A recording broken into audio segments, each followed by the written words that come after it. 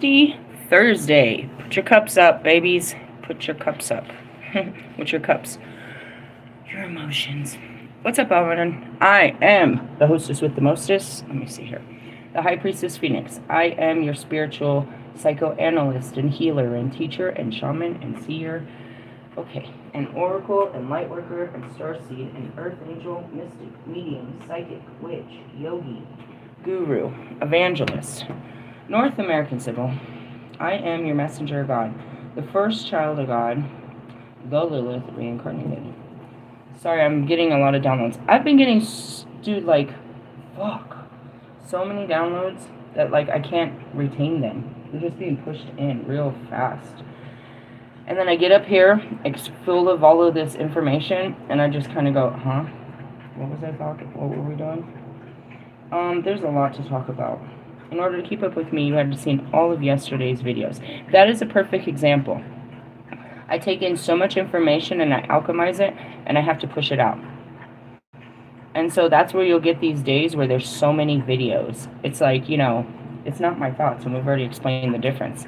It's just taking in information and processing it. Yesterday was all about commitment, bro. I don't know. It was so strange. I'm trying to look at the day. It's like first thing in the morning, I started with a walk away video, right? So you could say that that's programming, right? That's what I've been taught. That was the new programming. And they're always, it's so shifty. It's like I'm trained to do something. So then I'm in walk away mode. And I'm literally walking, walking away. Like I went for a walk yesterday. And I come back.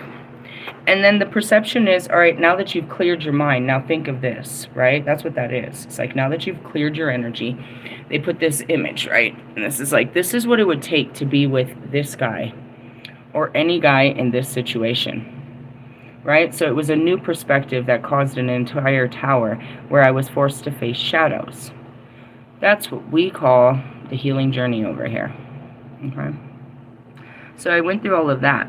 And it was interesting because again, it all happened in my mind, and I shared the whole alchemical process with everybody here online. And the point of it is to identify these inner battles that people have and overcome them, show them how to overcome the battles. And so I myself battle with all kinds of intimacy issues. And we're going to get into that. Hold on, I need a haircut.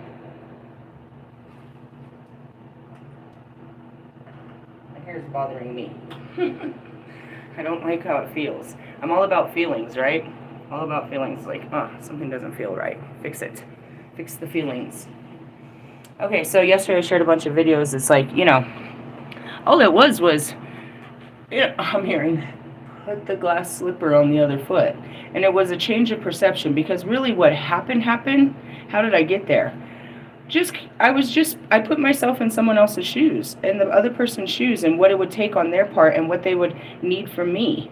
And I never realized that you know, so much would be needed from me. And it makes sense. And so it wasn't a big deal because that's what I am. But what panicked me was the memories of the past. And it showed me it showed me how we led up to this. How, like, you know what I mean? These are actual fears, commitment issues. I really want these things, but my fears stand in front of my way because of my trauma. So I have to keep revisiting these things to work through them. And the real magic is you guys watching me alchemize every single one of my fears and thoughts. And that's, you know, I'm doing this for my own journey forward because it's literally stopping me on a day-to-day basis. But it shows you how to do the same thing with your thoughts as they come in and sit with them and work through them so your thoughts don't stop you. My healing journey is my healing journey. I have to do this to, you know what I mean, fix myself from what has been done before, to go into this nightmare or fairy tale of a happy family, right? Everybody wants that, but because of what I experienced my whole life, I gave up on that, and I actually became so fearful of ever going back. My sayings used to be, and I swear to you, I say it, I just came out of R. Kelly's meat locker, and I don't want to go back. And that's how I would deflect men. I stayed single after my divorce and Bobby for 5 years. And then he came back. Here came all these unbelievable urges and desires for closeness that I've never felt in my life. Because I myself, am repulsed by that. Get off me. Because it was always, my child sexual abuse. So I pulled that up, and this weekend we were talking heavily about last week about the sexual energy that was in Scorpio with Pluto, and then Aries pushing it to the surface and stuff. And you saw how it literally pushed it to my surface. And I was able to actually ride the energy. Sorry, the jokes are great. You know what I mean? Actually do the deed that I was always afraid to do. And to someone outside, it was like, only those that have watched my journey, it's like, these are real, like, you know what I mean? I can't partake in the things of this world because of the trauma I've experienced where it just doesn't allow me. I made jokes, but you didn't understand. Somebody that had went through what I went through was either going to be celibate the rest of their life. So I always say the choices were being a priestess or a lesbian, and I chose to be priestess. Now, last night I shared some information in my community page and a link about it was just all kinds of studies about the long-term effects of adults that have overcome child sexual abuse, and it was showing all these deviancies and all of this, all these sexual dysfunctions that happen to a person when that happens. It's like, first off, the intimacy is way out the window. Being close is fearful because it's somebody close to us that did it, somebody that we trusted and was close to that was hurting us. So when we get close to people, we fear you're going to hurt us like they did. It's just a programming. And then you have all the sexual dysfunctions, and that's what I was really trying to figure out. I could not understand for the life of me why, when I saw this man, I turned into super freak. And I'm scared of sex. I just don't have it. And all of a sudden, this unbelievable side of me comes out on this man, and I can't understand it. Well, with the information I shared, it's like we relive what we were taught. Right? So it comes back into our programming. This is how you were supposed to act. And I had said that in the beginning. I was like, that's how I was groomed to be that in the bedroom for these men. But then you go back to the submission even as a child. It's like I was forced in submission my whole life because of, abuse. So the fear of submission is so there. It's like, I'm never going to give myself up to another person like that. I'll never give myself away like that. And that's where it is reclaiming yourself and all the fucking parts. Now, as I talk about that, there's an enormous stage in my book called Sheila Nagig. Every time we face here, we have to talk about this. The picture should do wonders, just to tell you. Initiation of desperation. What is this? This is all about sexuality, protection, birth, feminine power, feminine mysteries, the inner critic, silence, the great void, choices, decisions, and reverence. The season is autumn and winter. Herbs are sage, clary, sage, and rose. And that's crazy because that's exactly what's in my new bath salts. Really, I bought some bath salts last night. They were black cherry and vanilla. It said it had clary sage in there. All right, so what is this all about? It's about your sexual behaviors. So I have very... what's the word for this? I wouldn't say unhealed. It's just untamed sexual behaviors. Right? That... I'm like trying to find words to say this. So when I discovered it, I didn't understand this part of me that had came out. And again, once it happened, I completely blacked it out. I didn't see it, right? Complete amnesia right there. I just literally, the second it happened, I completely blacked out. And I was trying to understand stuff like that, and I was afraid to have sex going forward for all different reasons, but especially that. I don't want to just be forgetting all the time. So I shared this information, and you know what I mean? That's, it's such a disassociation. And the whole point of it was, these people, as a woman, we're so used to being objectified and harassed that it's just, you know what I mean? It's not even, we don't even stand up for ourselves. So, like, that whole situation, I didn't see it for how disgusting and uncomfortable it was for her. I just knew that I was supposed to get in there, and I had a lot of questions. But I just walked by, and he's like, she's looking at me kind of crazy, and he's like, I was just telling homegirl what's up. And this is what he says. I'll tell you all the details now that he's gone. But it's like, he says, I met her the other night when she was out here having a cigarette. Keep in mind, we can't go far. This is our home, and we have children. So the furthest we can get when we want to escape our mind or the room is to go outside and have a cigarette. We can't go any further. So we're trapped with whatever's out there. And she in particular will go all different parts of the building to avoid people. I just sit in front of their face and, avoid me. Anyways, with that being said, so she comes out in the middle of the night. She has a cigarette with this guy. He's, I guess probably flirty or whatever. And then he goes and decides he's going to go fucking jerk off in the back of our fucking building for what he says was 45 minutes to an hour. Right? So then he comes back, and I catch this, and he's telling her the conversation, how he was so desirable of her and how she made him feel. And, if she wanted to act on it. She herself is a fucking survivor of CSA. So this is all fucking triggering, right? I don't know how she would have acted because my masculinity turns on, but I know times I can look back where I just stood there and did what I was supposed to do. It wasn't worth the fight. Just close your eyes and do it. And I've actually even said that, in instances of rape, save your breath, dude.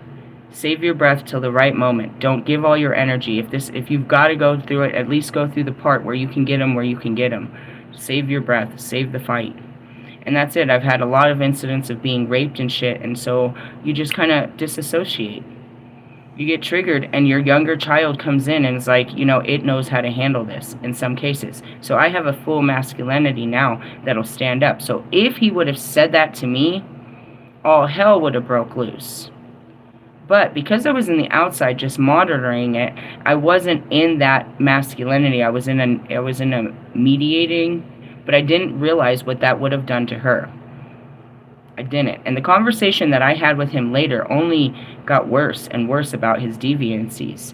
But if you think about the big picture, and this is what you don't get, and this is why she took it red when he heard it, and he took it to the manager, and she met with me last night. This is so fucking serious. This is so dangerous and fucking serious, right? Most of us women in here are domestic violence, abuse, whatever. Us single women have gone through hell and back, and we're here with our children trying to fucking, create a new life. We all have our own fucked up stories of how where's the father. I hate that fucking question. You got a husband? Where's their dad? Do you really want that story? Obviously, he's not in the picture. Do you want me to paint this picture for you? Is that important? Like, seriously, where's your girlfriend? Where's your girlfriend? Do we walk around saying that all day? Where's your girlfriend? Where's your baby mama? Where's your side chick? Anyways, going back to it. I didn't think about how fucking awful this was. So here's the part you don't know. Here's the part where the beat breaks down. He's an employee here. That night, he sat there and he smoked weed with me. He gave me mushrooms. And he stopped in the middle of our conversation to go get his shooters out of the car as he was talking about coming on to the tenants and then going and masturbating at his job on site. The guy was a fucking danger zone, and that's what they point out. Is like, she pointed out, she was like, we had something like this happen at another shelter. We're not doing this. She said, I'm a freaking survivor of SA. Tell me everything. And I didn't understand the intensity of it. I knew he was a creepo people, and, I just, he works at night, and that was it. I didn't know nothing. I didn't really step into it. Obviously, I was in a whole different situation, dealing with my own sexual trauma, trying to deal with, push myself on the opposite sense of this.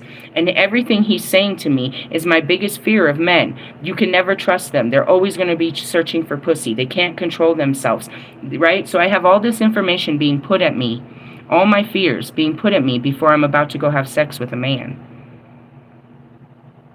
Do you realize that? I was in the middle of a war zone. And yet, it's like, and that's what I said is, you know what I mean? When I went into the situation, I didn't want to happen what happened where I just turned into super freak and just acted out and just sat there appalled by my actions.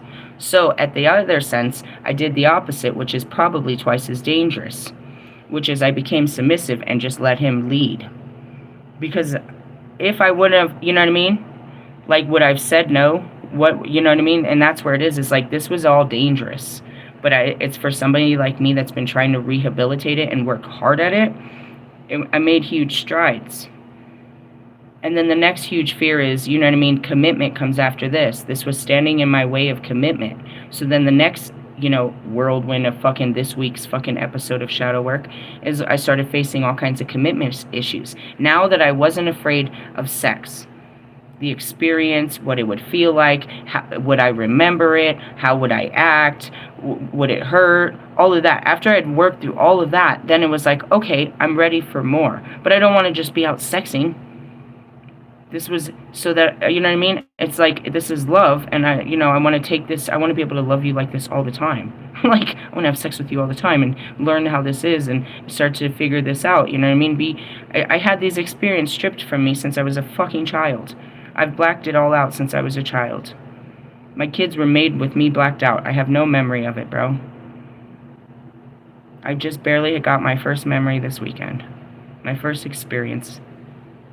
And naturally, yeah, that wasn't foul to say. It sounded real sexy, but it was like, well, I wanted to try more. And that's a teenage girl or boy that's like, well, that was, can we do that again? Can we try some other stuff? And that's it. It's like I missed a whole lifetime.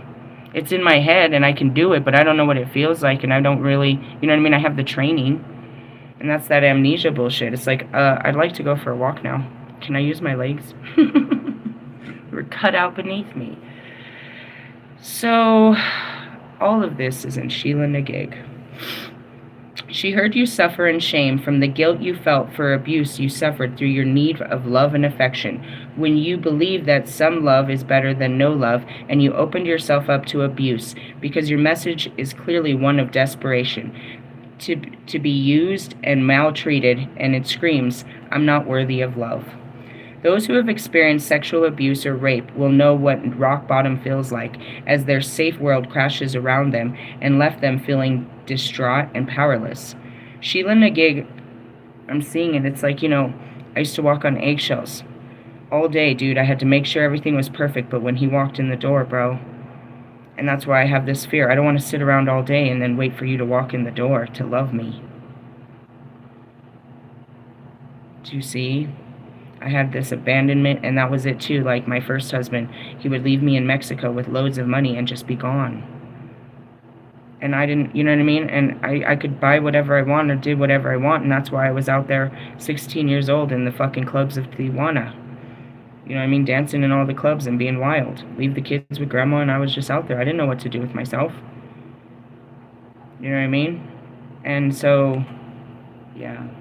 Being stuck at a home waiting for a man to come home and love me is an actual, it's not a fear, it's a thing. And that's why I was like, I need more closeness than that, dude. Like, I have, you know what I mean? I feel like, I don't know. But at the same time, it could trigger me to where I don't have my space anymore. You're too close. I can't do anything. I can't breathe. That hit me last night. Pac was laying with me. He's like, could you see yourself doing it?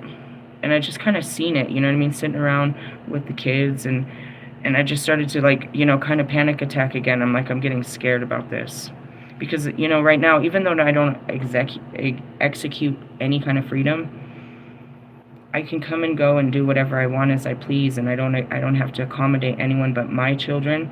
And it's like, it's not about your children or my children. It's like, giving up what has given me peace now, which is these days, my time.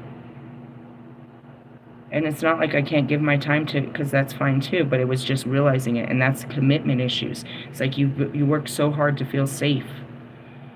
You don't want to give up this safeness that you have. And it's not like I don't want to be a mom and I don't want to be close. It's just I'm scared of that, dude. And that's why I stay isolated. It's like, people make me, they're fucking triggering as fuck. I've seen too much.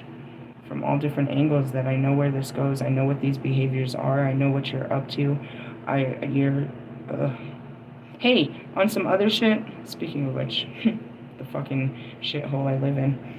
You know, homeboy pulled up this weekend, and he pulled in the back. I was like, oh my God, we don't go back there. And I was almost full of so much shame, but I was like, that's not me, that's just them.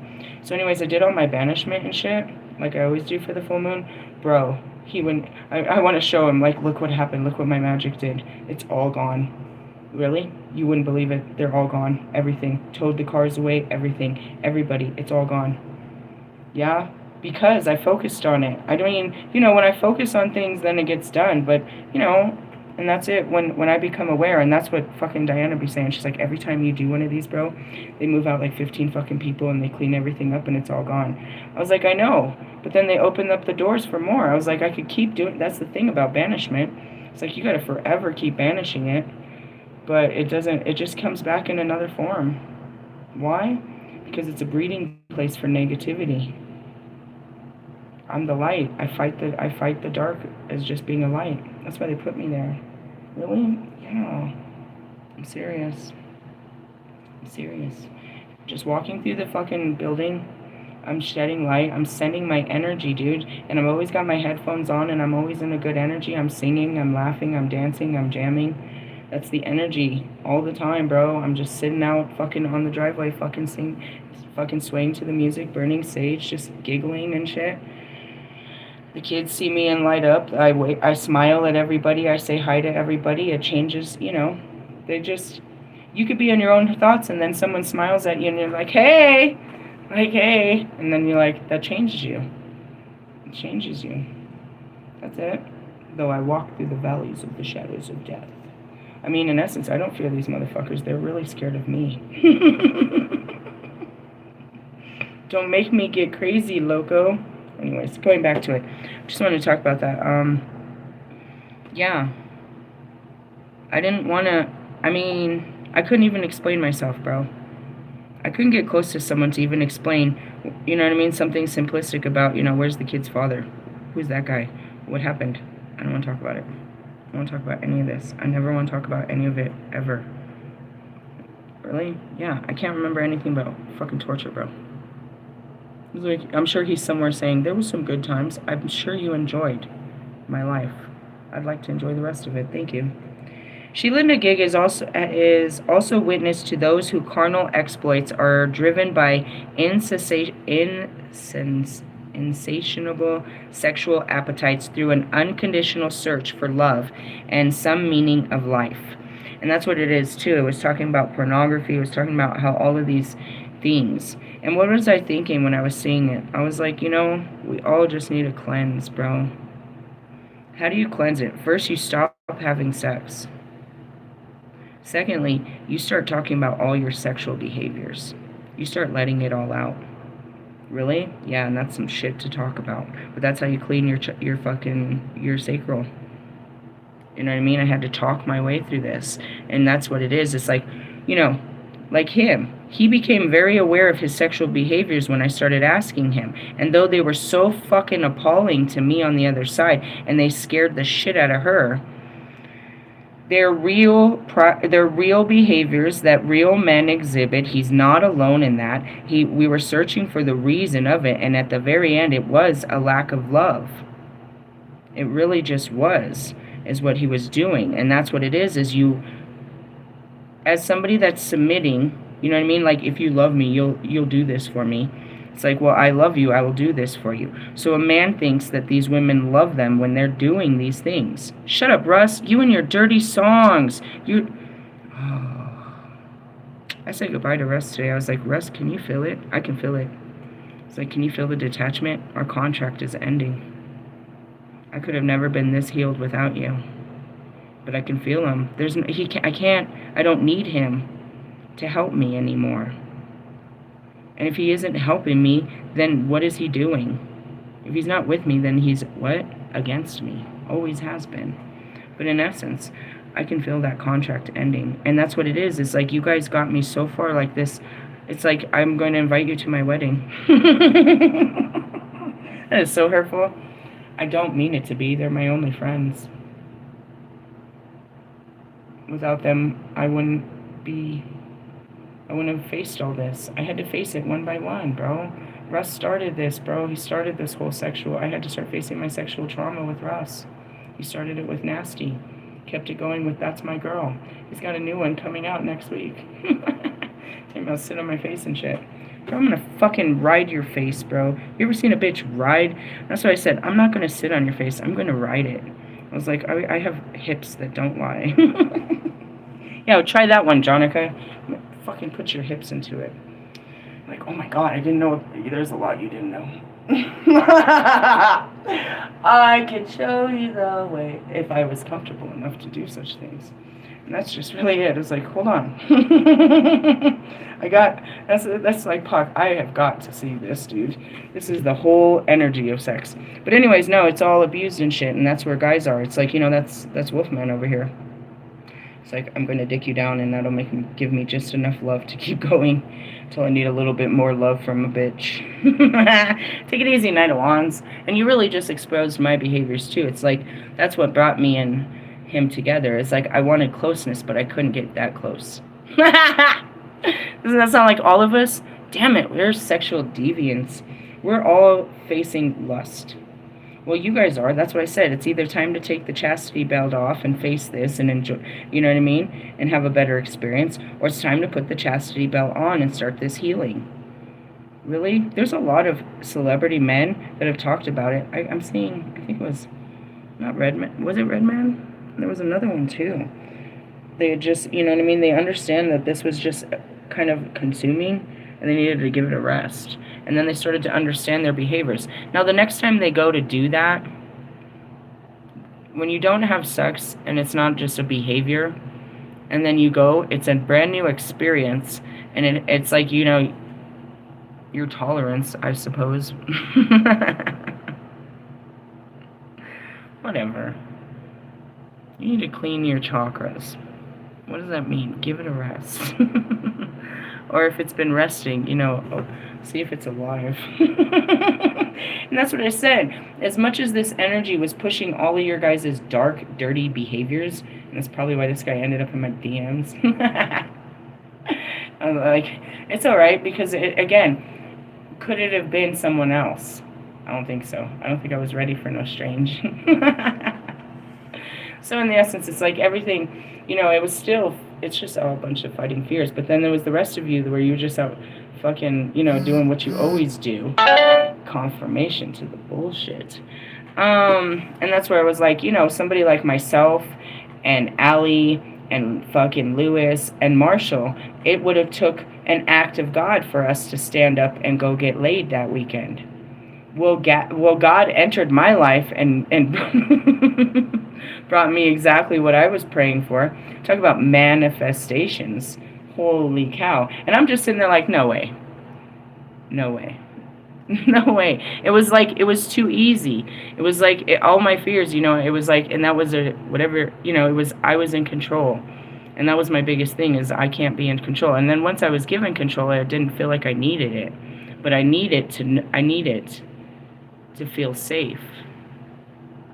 But I don't have to exert it. I just need it to feel safe. I need to know that, my authority is acknowledged. And I think that's, as I say that, it's a masculinity kind of thing. It's a masculine energy. It's like, you need to respect my authority. Women don't walk in that, and we're very passive and submissive. You see them as this, that, and the other, and I've taught you so many levels of the intricacy of what a woman is, and how you've demonized her but dumbed her down to something simplistic as nothing but pretty and fragile. And then I've also shown through this whole journey is how the complexity of a man and how it all comes from his mind, and that he himself really does have a whole lot of unexpressed feelings that are absolutely attractive, and where they stem from because we're pushing them to be something as much as they're pushing us. And all this pushing is a freaking pull. Pulling my leg. Alright, so here she is. After facing Halaim, which is hell, betrayed, mercy, mysteries, it's a lot. However, Sheila Nagig, she's Enigma, Whatever. All right, there are always choices and opportunities to those who are brave enough to make decisions. If you choose to take the path of wholeness, Sheila Nagig will encourage you to do so with awareness and honor for every step you take creates your future. However, she watched when you dishonored your sexuality, when you gave yourself up to be used like a piece of meat because of your desperation for affection to be loved. She heard you suffer in shame for the guilt you felt, for the abuse you suffered through the need of love and affection. I gotta just say this, dude, I'm seeing it, and that's the mirror. It's like, if I did it, so did he. Going back to Bobby. What did he do? Listen, listen. Don't look at me. Listen. It's a mirror. Don't persecute. Listen. He dishonored his sexuality when he gave himself up to be used like a piece of meat for his desperation for affection and to be loved. That's why. He came to me for not, you know what I mean? That's what it is. It's like, I just need this. I just need this. And I can go on, you know what I mean, living my shit-ass life. I need this passion, this excitement, this love, this affair. I need this. And what could he give? Nothing more than his meat. That's it.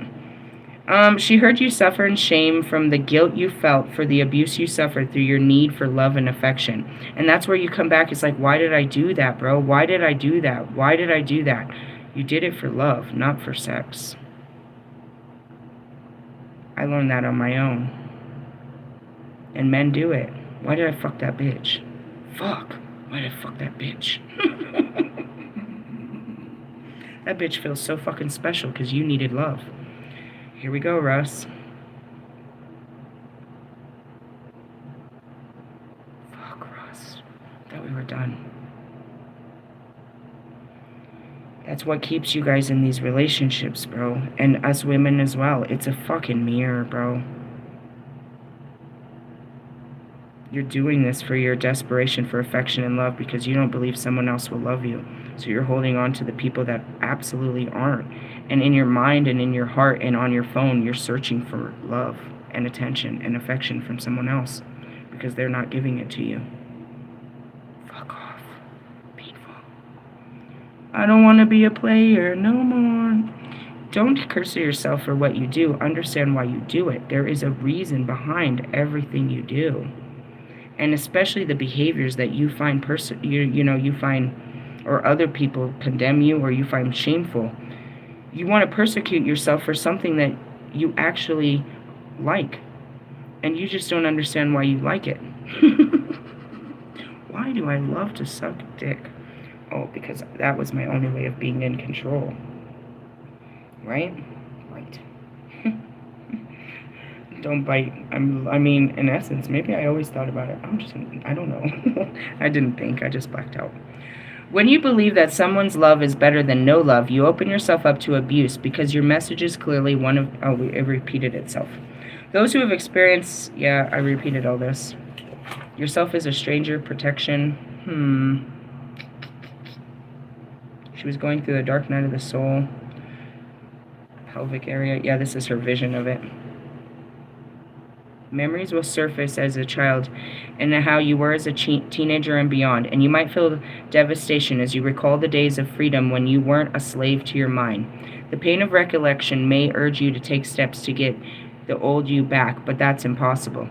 For the person has gone and you can never go back. Instead, allow the past to merge with you, with who you are today, and remember you are not your past.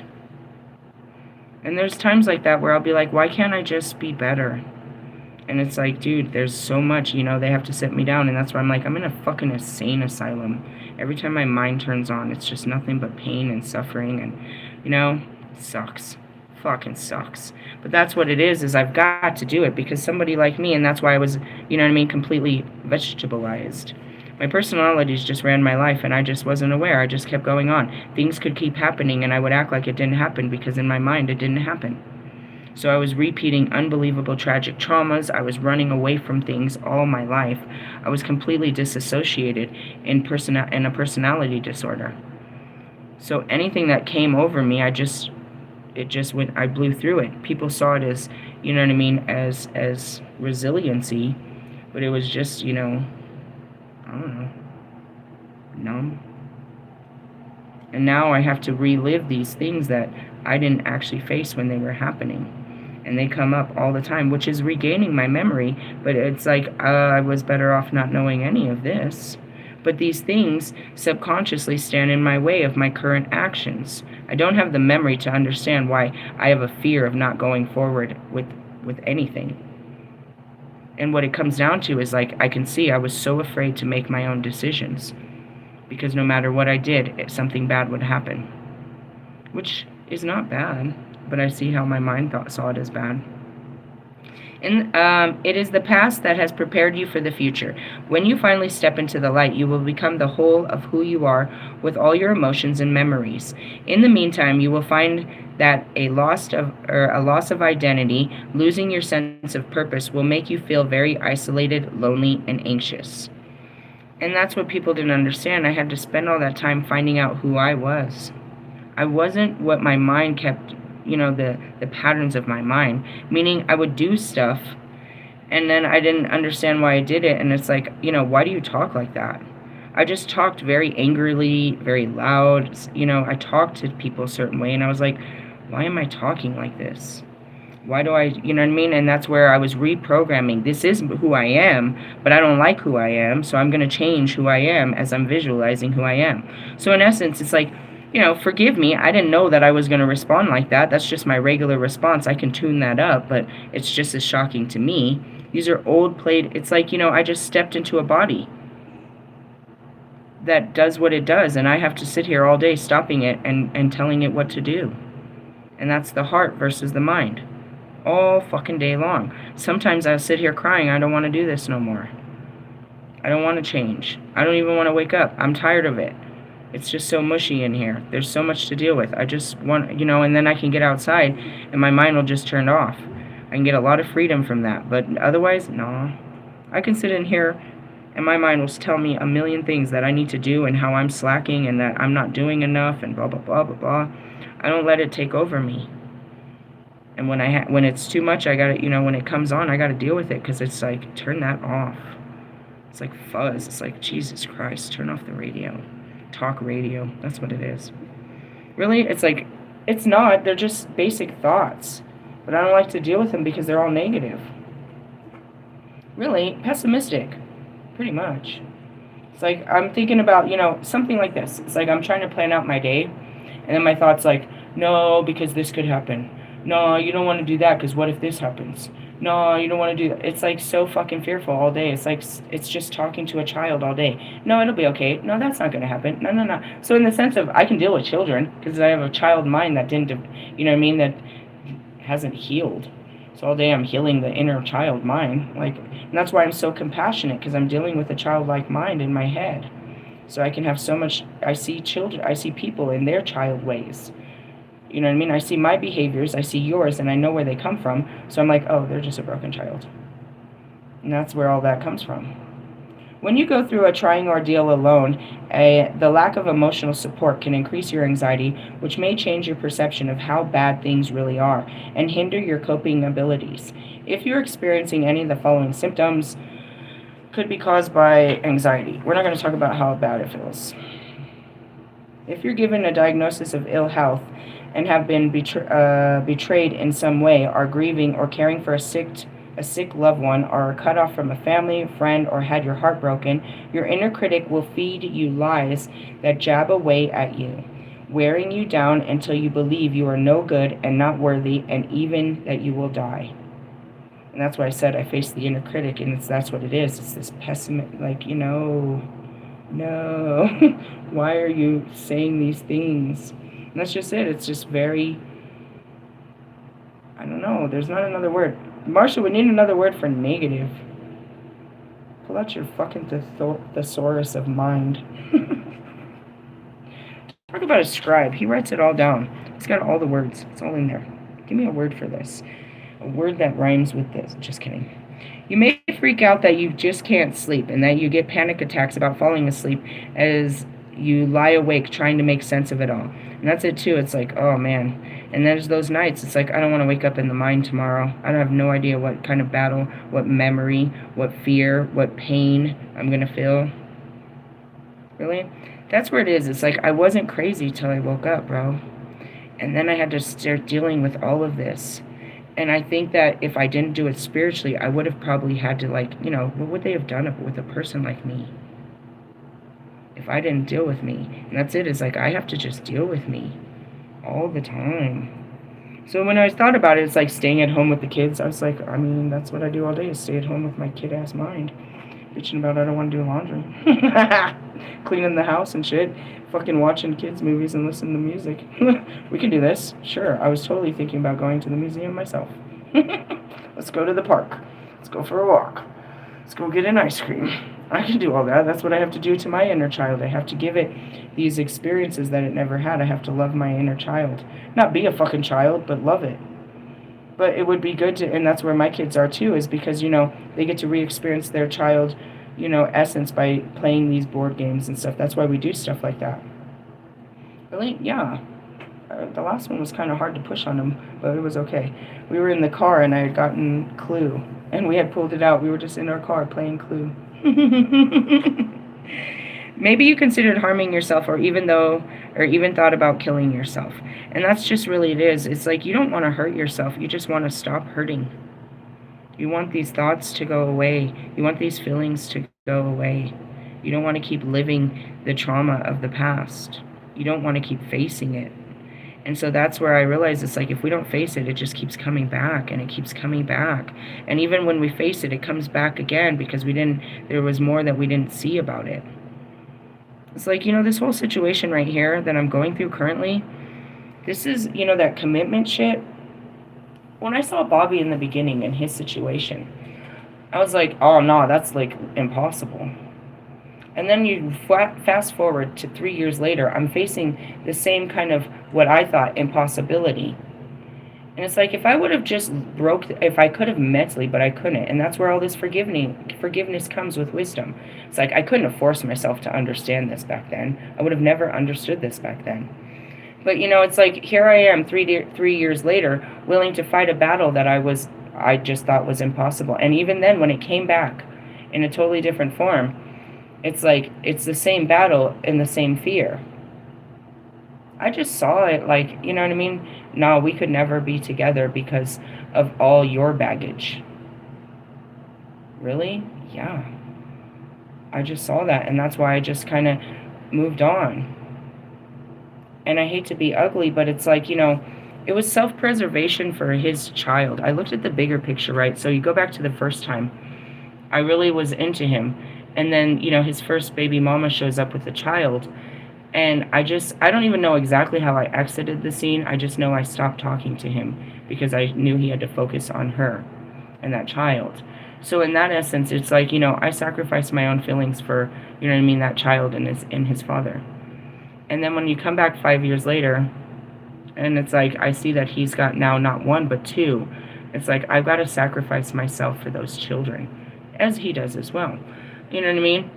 And that's just really it. It's like, obviously, I cared a lot about his children and his connection and all of that, his ability to be a good father, because I didn't have that in my life.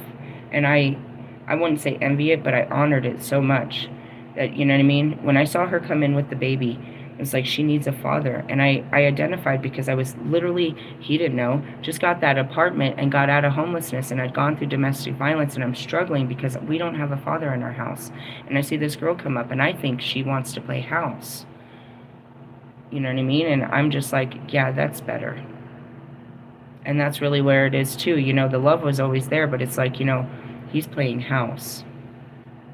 And he made me feel bad about, like, I was, trying to break up his home, but I kept trying to hold it together, and I didn't know how to break up the love.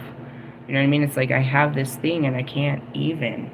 So then you fast forward, and it's like the same battle that I saw that I couldn't face with that guy, you know what I mean, all those years ago, I'm presented with, in my quiet space right now, and it's like, could you do this now? Do you have the mental capacity to understand what it would take now? And that you could have done this before. I couldn't have. Because I had to go through all of that to get here. And that's where you accept fate and time and things. You accept how things worked out. You know, I could go back to that and say, damn, I wish, Bobby, I would have told you all those years ago how much what I felt with you. But it doesn't matter because I wasn't healed. The feelings weren't going to create a happy family because I still had all those problems inside and out. I was never going to, you know, I can't hate myself for not being with someone because realistically I was never mentally or emotionally capable of being with someone. And that's fully accepting. I have full acceptance and understanding. You know what I mean? But you want to. It's like, damn, why didn't you just love him when you had him? Because I didn't know how to love. And I needed to learn how to love myself before I could ever love someone else. And that's where I got to. It's like I couldn't have got here to a place where I could love you until I learned how to love myself back to this place. You know what I mean? It's a long, long journey.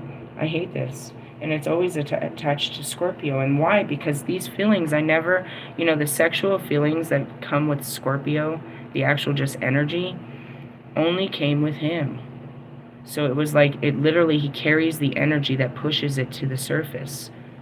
It's like, are you sexually attracted to other? I mean, yeah, which is... It's like, Lewis can turn me on, not where I'm thinking about doing crazy shit, but I get an arousal looking at Lewis. And you think about the energy, he's a Capricorn, which is considered the devil energy. He brings out the darkness. In the essence, it's like, no, it's not that, but it's his energy pushed my energy to the surface, and it's a shared energy. Why? Because regardless, it's, you know, that's what our relationship was, and I didn't understand that.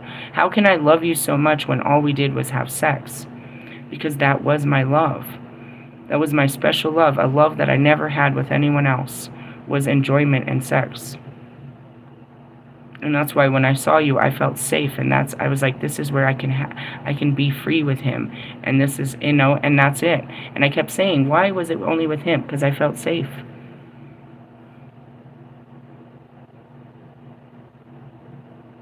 And that's what I realized. It was the energy, you know what I mean? And that's where it gets real creepy when you start realizing it's energy. Everything is energy that's calling you. Right? So we'll be facing this because Scorpio's in Pluto until November 4th. And I don't know if you realize that, but it's right in the middle of Scorpio season. And then right after is a fucking retrograde with Sagittarius. Do you know what that means? I didn't either. He's taught me all of this. Don't I sound intelligent? Way to go, Metatron. I told you, in the beginning I didn't know natal charts, I didn't know astrology, and that's it. How do you learn this? As it affects me. I have to figure out what the fuck is fucking with me. And so what that meant is, it's going to be at the surface for us to heal and face. All of your sexual behaviors are high and dry right now. All your shadows are coming to the surface. They will continue to do so, especially because that's what Pluto is, you know what I mean, the death of them. Letting these old things die, right? But these are, what are we letting die? Specifically the Scorpio area, which is our death or our sexual alchemy. How we use sex for forms of love. Unconsciously, because guys be like, no, I don't love her, I'm just fucking her. No, she's loving you and you need that love. It's not about the pussy. I know. You need that closeness. And that's what we're identifying right now. So we're going to be facing all that. So we'll have a chance to heal it. And then from the 4th to whenever Sagittarius season comes, then you'll be able to set in the healing of it, which means, you know, I don't know. I don't know exactly what that means. But then you have Sagittarius season, which is all about adventure and freedom and filling the wings and, you know, pushing your limits and taking your shots. But then you put a Mercury retrograde on that, and that's like you have all this energy to take your shot and all this freedom, but then you're pulled to go back to your bad behaviors that you just fucking healed. Yeah? Yeah. This is going to be a fun fucking season. Talk about spooky. And that's what it is I read energy because I can see what it's doing, and that's what it is you can't, you're like, what came over me? It's in the air, bro.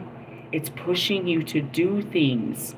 that you never did before. It's pushing you to see things that you never faced. You see things differently. It's pushing you.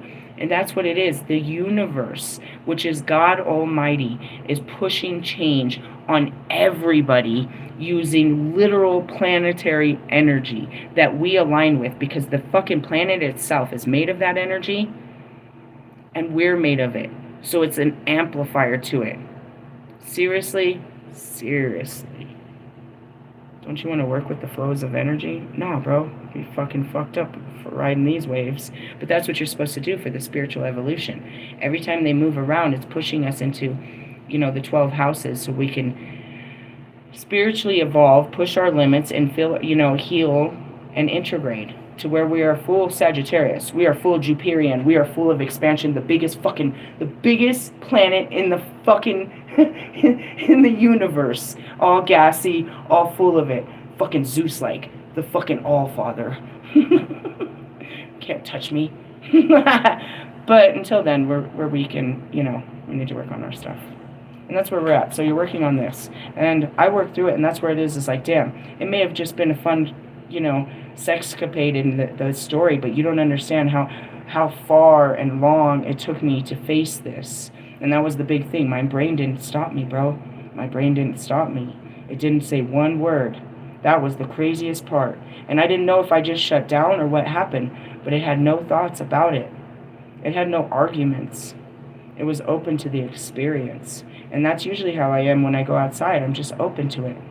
But I never experienced that. Not when it comes to, a person like this. No, I figured I would be all kinds of afraid. And I was, but it wasn't in my brain. It was in my body. I was very tense. I was like, I don't know.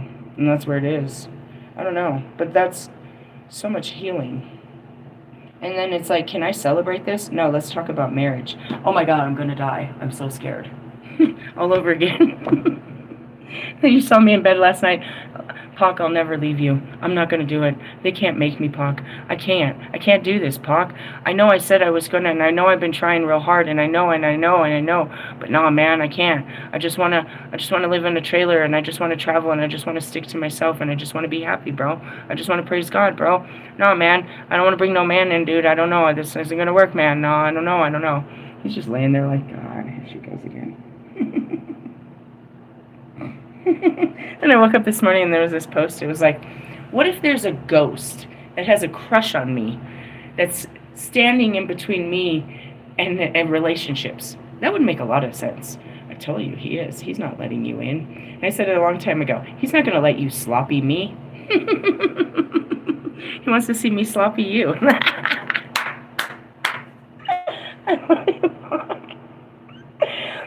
Really? Yeah. So we're as much as we'd like to escape it, we'd like some form of escapism. Okay, can we get out of this energy? Can we do something else? Can we focus on something else? I doubt it. I spent all morning pre-shuffling these bitches, and I still doubt it. Why? Because it's in the energy. I'd like it to change, but it's in the planetary energy. So what they're doing is, Pluto is all about the death of things endings. It's all about endings. So we're trying to face things and close them up. Chapters, lots of chapters in these books. Just lay it to rest. You know what I mean? Unfinished business. Why? So we can have a happy new year. Which starts when? Halloween. Hi, Priestess. Told you, bro.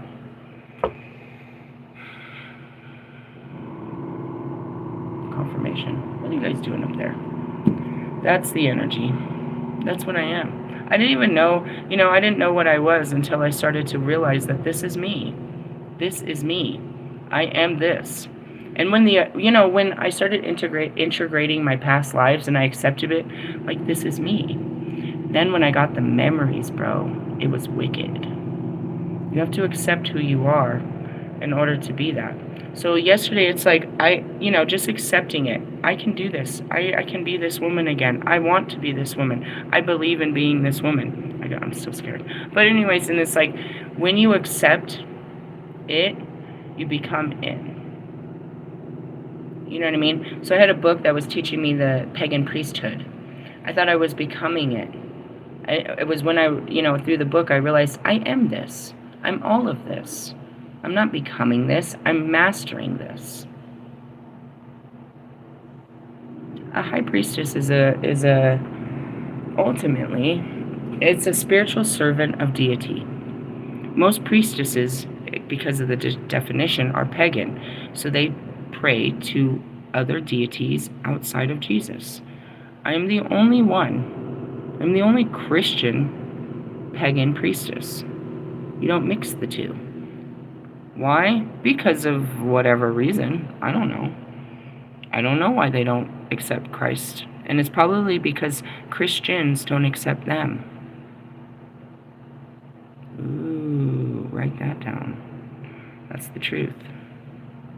Christ accepted them, and that's why I'm here in his name, bringing him, bringing his message to them. But the Christians don't, and that was, what I mean? It's like, you're not, they're unworthy, they're uncleanly, they're on this, they're not allowed to. Shut the fuck up, bro. They can have a connection with Christ, and through Christ they can have a connection to God, and you have neither. So shut the fuck up and get on my face with this shit. But anyone that walks around and as a priestess, that says they're a priestess, they're a servant of God, and the only thing we know in America as such things is a nun. None of that. So the high priestess, what that means is I'm in my energy. It's like, what energy are we in? That was going to be my question. What's our energy? Mind. It's not in this book. Let's put the Sheila Nagig away. And that's it. It's like, Oh, he asked, what's my favorite color? Purple, bro. Can't you see it? That's what draws me. It's all over everywhere. It's the third eye chakra. And with your favorite color being green, that means yours is your fucking heart chakra. So you have a big heart. That's what flame you work through. You're drawn to your own color. Not like that. It's not skin. And that's where you can ask every kid what's their favorite color, and then you can know what's their strongest chakra. Welcome. Ta-da.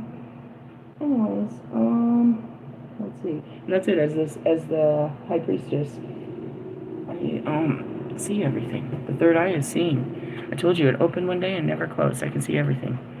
Except for what the fuck you're talking about. Seven of Cups, illusions. Stop with the fucking confusions. Everything is so confusing. It's like so confusing. Alright, I'm going to read it from the beginning. With a large book of arcane knowledge under his arm, the fool ponders what the magician has explained to him about the application of his intellect. And I taught you all about that last week, is, your intellect is your swords in your mind, and then the magician is using all of those forces to manifest things into reality. So I teach you all that. Now you go into the high priestess, right? And that's where this is, you travel through the cards as the fool, all right? And that's how this book paints. Then, as the moon rises, he comes upon an open-air temple in which a woman sits still and silent before the two pillars between which hangs a veil obscuring a dream-like landscape. And that's where I laugh at Steve's Love Tarot. She's the fucking Queen of Pentacles. She's out in the woods with sticks in her hair. Why doesn't she have a job? Yeah, that's me. You only see what your two eyes can see. I can see far beyond the veil. I can see everything. And because why? Because I'm the goddess of the moon. Oh, and this morning, holy moly, I tried to take a picture, but again, my phone is like 4 years old. It's old. Venus was all bright. I looked straight up on top of me, and there was Jupiter, and then to the fucking left was fucking the moon. It was like a perfect alignment. They were totally aligned. It was all Venus, Jupiter, moon. It was perfect alignment. Anyways, it's like, you could see them? Yeah. Planets are brighter than stars. Wake up early enough. Wake up, and you can catch them. They call it the morning star for a reason. Anyways, he is struck by the contrast with the magician who was concerned with action and in sunlight, while she seems passive and under the moon. And that's what it is the masculine is action and doing things in the daytime, where the feminine is, receptive and under the moon. It's like we're doing shit, but in the night we're receiving shit. And that's where it is I'm just receiving information all the time. Then I have to act on it. In my masculinity, I have to take action in it. So, and that's what it is you came to the high priestess to know how to take action. She knows things. She knows how this will work. She'll tell us what to do. She'll ask the gods. She can tell us, right? And that's what we would do. And that's what you're supposed to do at your church. You go to them for a connection to, that you can't have with God, or you can't see, or you can't hear. And they're supposed to tell you instead of just telling you to read your Bible. Anyways, they don't want to be accountable for your actions, right? No accountability. They're not accountable for their own. Anyways, his lesson was about conscious will and the passing on of written knowledge, but the serene priestess has no scrolls or books, rather seems to be contemplating the mystery of life itself, the great unknown that is glimpsed through the veil that separates us from the other world.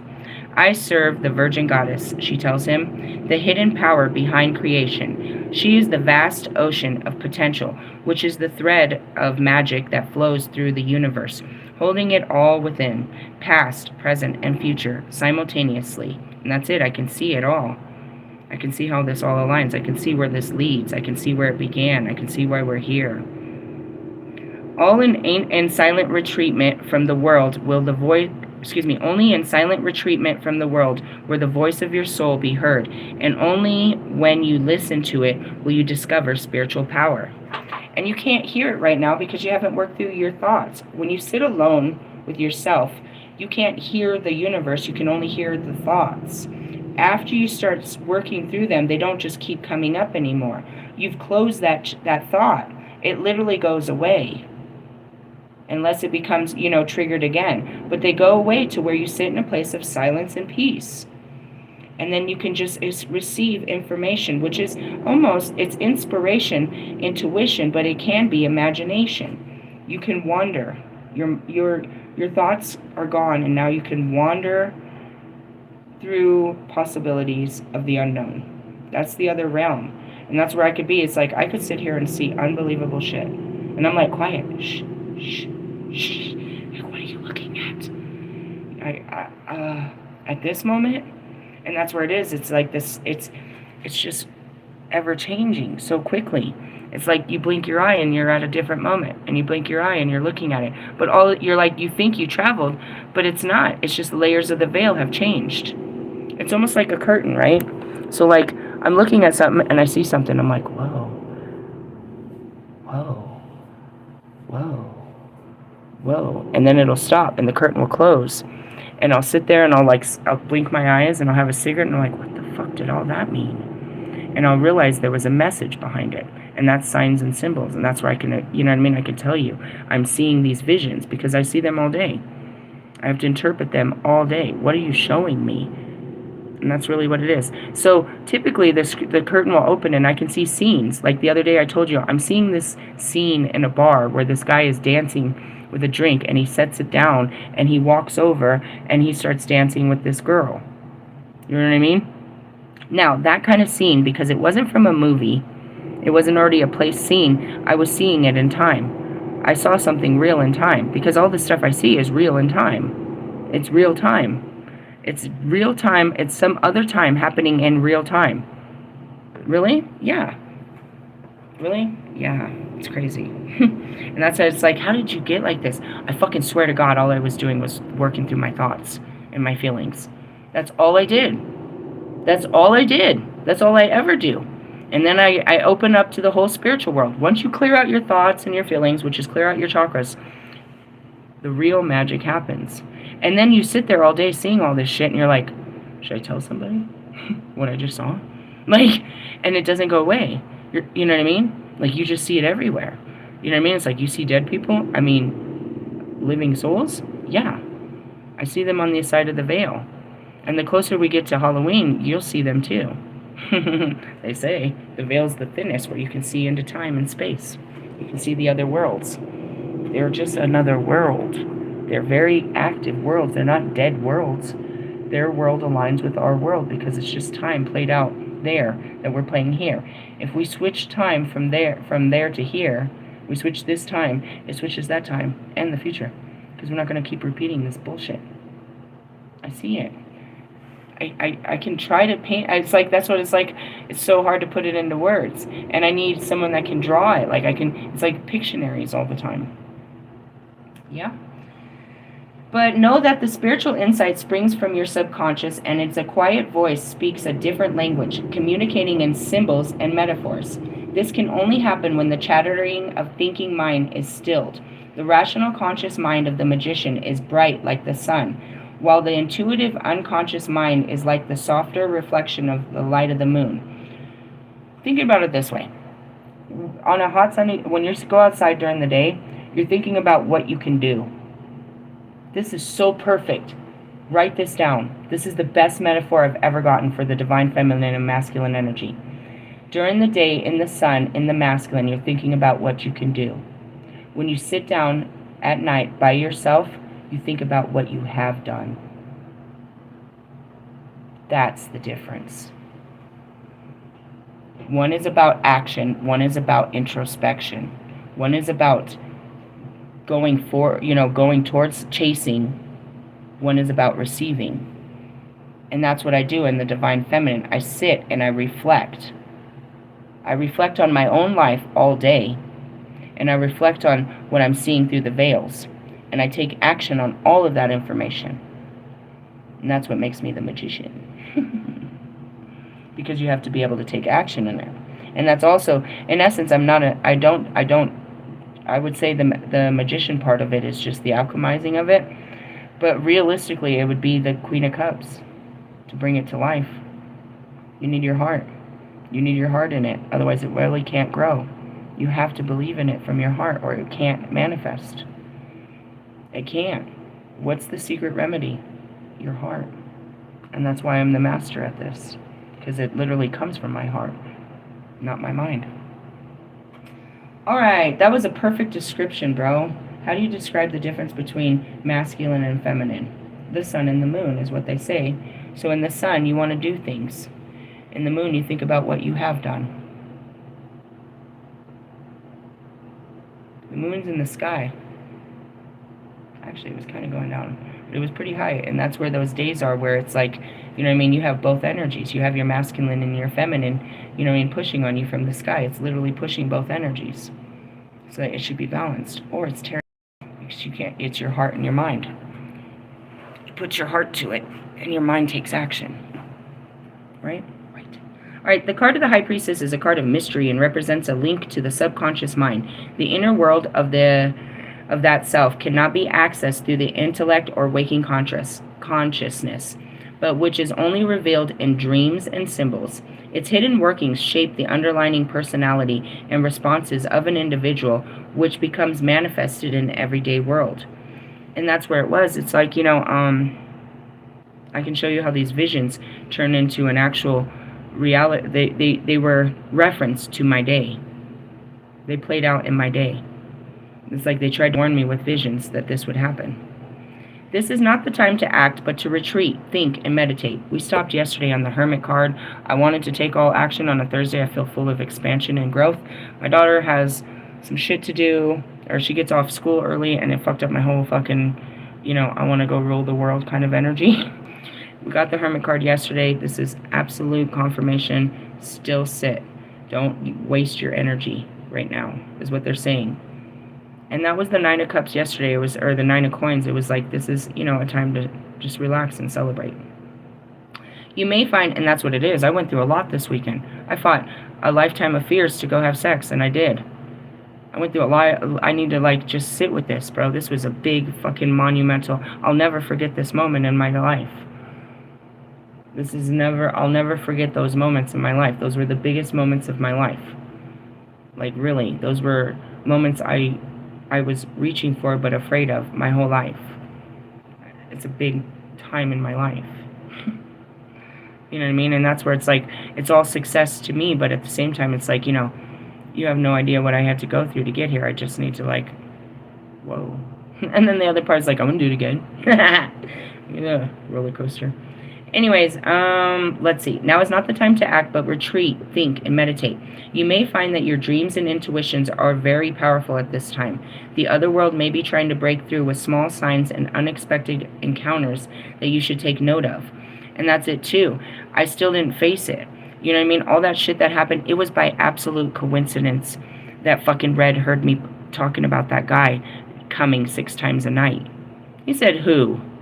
Because I was right next to Diana, and I'm like, Diana, how many times does a guy come? And how many times can a guy come? Like, realistically, I don't have these understandings. So I asked a girl, and I was like, she's like, I don't know. Like, maybe like 3 or 4, I guess. I don't know. I don't know. I was like, well, that guy said he could go all night. He could come like 6 times a night. And I said it real loud, and he said, what guy? I was like, this guy, dude. And that's where I realized, and that brought up more, just having that conversation, it brought it into a whole light. It brought a whole dark thing that we had went through to light, which ultimately was justification for what happened to Diana, bro. She didn't know how to take it and was just sitting there like a child, just letting him talk about how he wanted to do terrible things to her body. And she just had to sit there and giggle it off. And you know what I mean? And it's like, oh, fuck, thank God. But I didn't see the intensity of what I was put in. And that's where it is. When you're taking action and you're being part of it, you don't see it until this moment where you reflect back on, hey, let's look back at last weekend, bro. Last Friday night, what happened? Let's talk about it. I didn't replay that video. Not all of it, just the beginning. I replayed it in my mind. I was like, damn, that was crazy. And mind you, I sat with him for another hour. I was there with him till 4:30 in the morning. Seriously? Yeah, and then I had to wake up and fucking be up by 7 o'clock for a fucking dentist appointment. I was like, whoa. I was fried, but my brain couldn't even think about anything when I was ready to go out Saturday night. It's like, I have nothing to think about. I'm not trying to think about any of this. I've gone through too much. My brain is fried. But at the same time, it's like, that had to be brought to the surface too, which was more healing. It's like this conversation that's not being had, if we have this conversation, this is going to bring a lot of healing. And that's what happened yesterday. I got an intuitive download about being in a, in a blended home relationship and what that would look for me and how would I feel about doing that. And I went through all of my thoughts and my feelings about doing that. All the ups and downs, just into consideration. Because I never considered it. And that's what it is opening yourself up to a new possibility that you yourself might be afraid of. Work through all the thoughts, the variables, the fears. And even if it doesn't happen, now you've already worked through it. So if it ever did happen, you're open to it. Whereas before you were closed to it because you were closed-minded.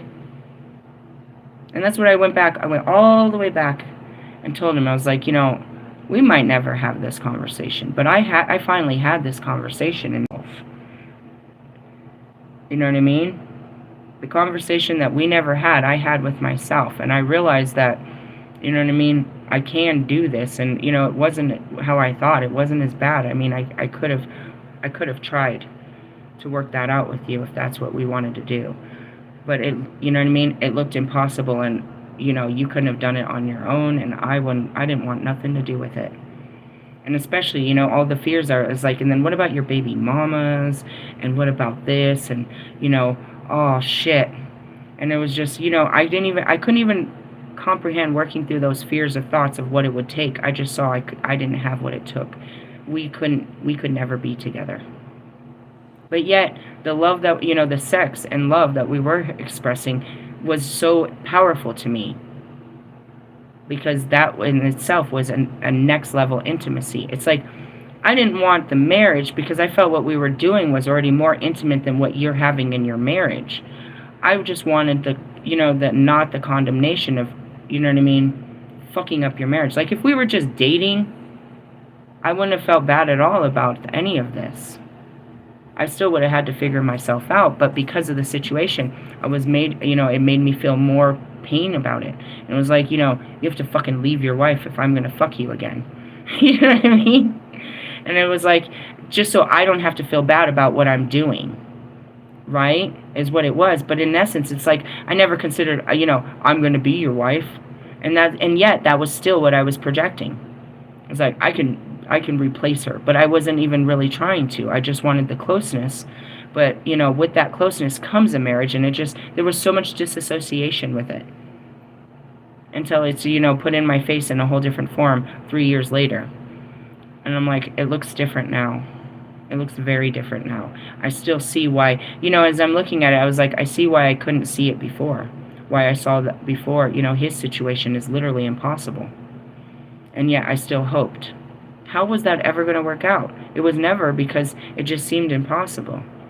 But after I sat there in my own little mind yesterday and tried to work it out with my current events, it was like, it's not impossible. Nothing's impossible. And I could do this, and we would win if this is what you want. Because ultimately, you look at it, right? A guy's idea, and that's a girl, too. It's like, in the perfect world, it's like, I don't want to lose my, I want to fucking, have to fight my baby mama by trying to be with you and her use the kids just because I'm trying to be with you.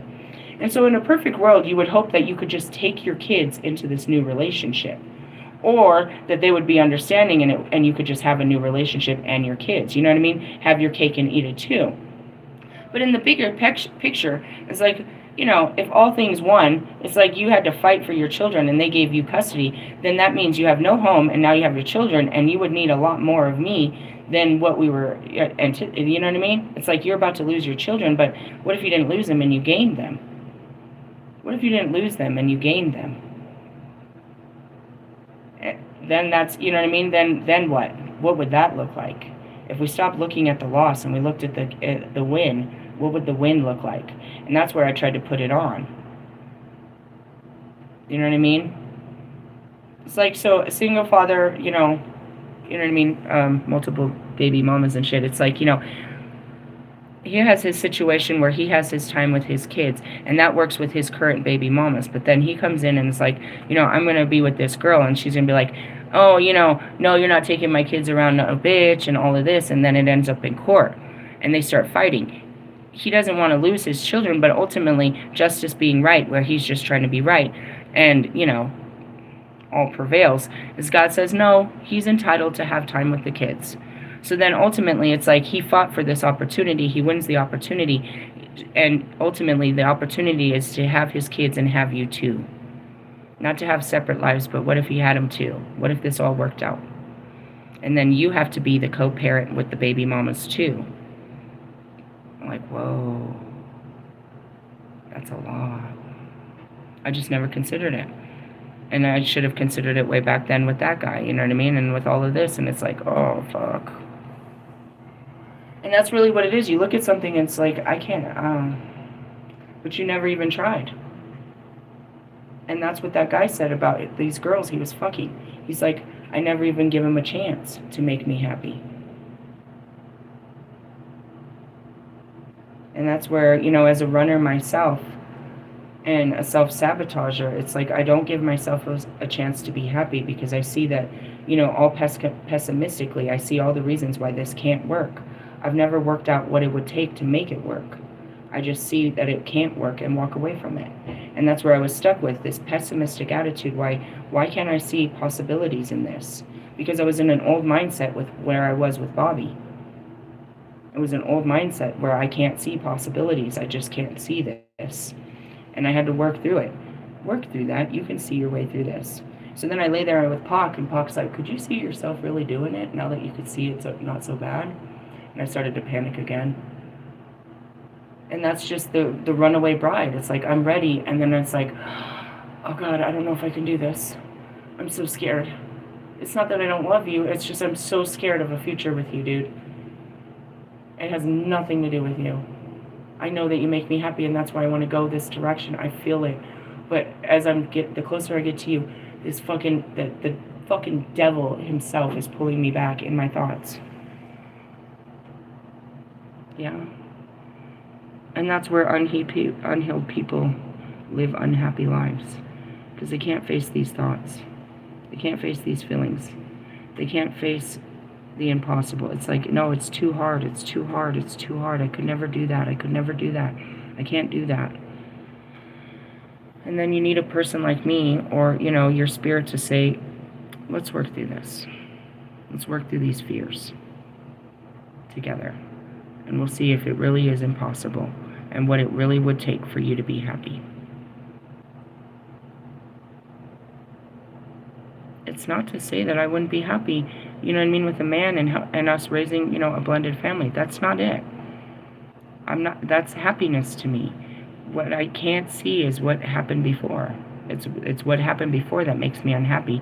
Not thinking about the future, but the past that gets in my way. And the problem is, this is the fucked up thing that I was trying to say, is until I create a new memory, those are my only memories. Until I can create a new experience, my mind will always go back to the past experience. Right? So now my mind, when I think about sex, it remembers this only, because it's the only memory I have. I'll remember this, a good memory. Not a bad one, a good one. But when I try to think about sex, all I could bring up was bad memories that I've already, healed. Now I have a good memory. And that's really what it is you can reprogram your mind with better memories, better experiences. Do what you're afraid of, but this time have a different experience, and now you erase that memory. Really? We stay away from things because we had a bad experience. Therefore, we limit ourselves to anything that looks or feels like this experience. If you go back and you re-experience it differently, it takes away the blueprint. And the more you experience it, the more it changes. And that's sex, why you guys do it. So you're going back to this original feeling of love. And, every time you do it, you feel differently about it. But you're really trying to get back to that original feeling. So that's where it is. It's like you're going back to the original memories. If we reprogram them with new ones, stop looking at for what we had and look at what we have, then we stop doing that shit. It's all in the mind. And that's what made me a spiritual psychoanalyst. But in the beginning, I was just psychoanalyzing myself. That's really what I do. And because of the analyzation of myself and how my mind works, I understand how the mind works. And so I can relate to your thoughts and your feelings. If you're willing to tell me, I can help you feel better about this quickly. I'm not afraid to have any kind of conversation. And you need someone like me that can bring the light to it and literally take it off your shoulders and make you feel better so that it doesn't bother you. But again, I can go out there and get dump trucked because I'm taking in a lot of people's horrible experiences. And at the end, I feel bad for them. I go to lay in my bed, I'm like, damn, their life sucks. I forget all my own pains and I think about yours. But then, I think about God and I think about how I changed you and you're going to be okay and God's got a plan and I can rest easy. Because I wouldn't think about you if I didn't talk, you know what I mean? Like, you wouldn't be in my energy if I wasn't in yours. And if I knew you were suffering, I would have definitely sent a message. So best believe these messages about Nicki Minaj have been getting to her and Cardi B and everybody else. It's like, you're in my energy. God is using you. Your testament to heal. And I need you to catch this message. The message is for you, but anybody else that can relate to what you're going through. And that's really what it is. I'll show up in their DMs. Hey, and that was Pitbull a couple weeks ago. Hey, bro, I know you, but let me know you spiritually. Let me tell you what God's talking about. And that's Justin Bieber, all of them. It's like, you're in my energy because I was in your energy. And if it was something that I had an interaction with you, I always came to you and told you how to, you know what I mean? And that's really what it is. What brought you to me? Your pain and suffering, your darkness. I caught wind of it, and I have to bring you to the light before this consumes you. We had been talking about Justin Bieber for a long time before I went and got him. I was talking to Lewis about it. Lewis, he's supposed to be your friend. What kind of fucking father do you think he's going to be? He's all fucked up. I cried about him a lot before we brought him in. He didn't know how important he was to God. Not to me. Well, maybe to my friends. Michaela loved you. And yeah, I saw you in real life. We had many interactions with some of these celebrities in real life. And that's it. It's like, I'm sitting there thinking about, Justin Bieber. I'm like, I'm helping him. If he wants to see it, I'm sending him. He's watching my videos. I'm making an effect. He's going to be okay. He's going to heal from this. They're going to be okay. And then I can sleep because I actually know I tried. I should tell them something. I should send them a video. I should try to help them for what they're going through. Why? Because I know what you're going through. Once I know, I got to do something. I can't just let you suffer. When I know you're going through some shit, I got to, help you through it if I can. But also your shit is, damn, that's some shit you're going through. But it's not like I haven't gone through my own shit. It doesn't matter. It's just shit. It all stinks. All right, the other world may be trying to break through with small signs and unexpected encounters to take note of. Your views are changing and life with them. You are about to undergo a new level of enlightenment and spiritual development. And that's it. Once you change your mind, you change your future. You change your timeline, you paradigm shift, you evolve spiritually. Every time you change your mind. Not being wishy-washy. I can't make up my mind if I want Chipotle or fucking... Or what's the other one? What's that one up there? God damn it. Use the mind. There's another one. I can't see it. I can see it, but I can't say it. Anyways, there's a bunch of these same taco shops. It's like choosing between McDonald's and fucking Burger King. I can't make up my mind. It's the same fucking thing. Alright, you may be inspired to be creative, and this is particularly good for poets and writers. The High Priestess card is, or the High Priestess can be that of a noble spiritual woman who enters your life, either as a friend, teacher, or lover, who can show you the world of the mystical, erotic, and spiritual. Guys, I gotta tell you, like, yeah, you know, he wanted to know all about it and wanted to see my rituals and all of that, and I'm like, I can show you, but you're not really gonna see the deities and all that because we haven't worked through your thoughts and feelings. Like, I can do this with you, but can you cry with me? Can you, like, tell me about your thoughts? Tell me about your upbringing? Tell me about your life? We can't clear... We've got to clear your mind. We've got to clear your chakras. And in essence, the third eye, you can't see it because your thoughts, dickhead.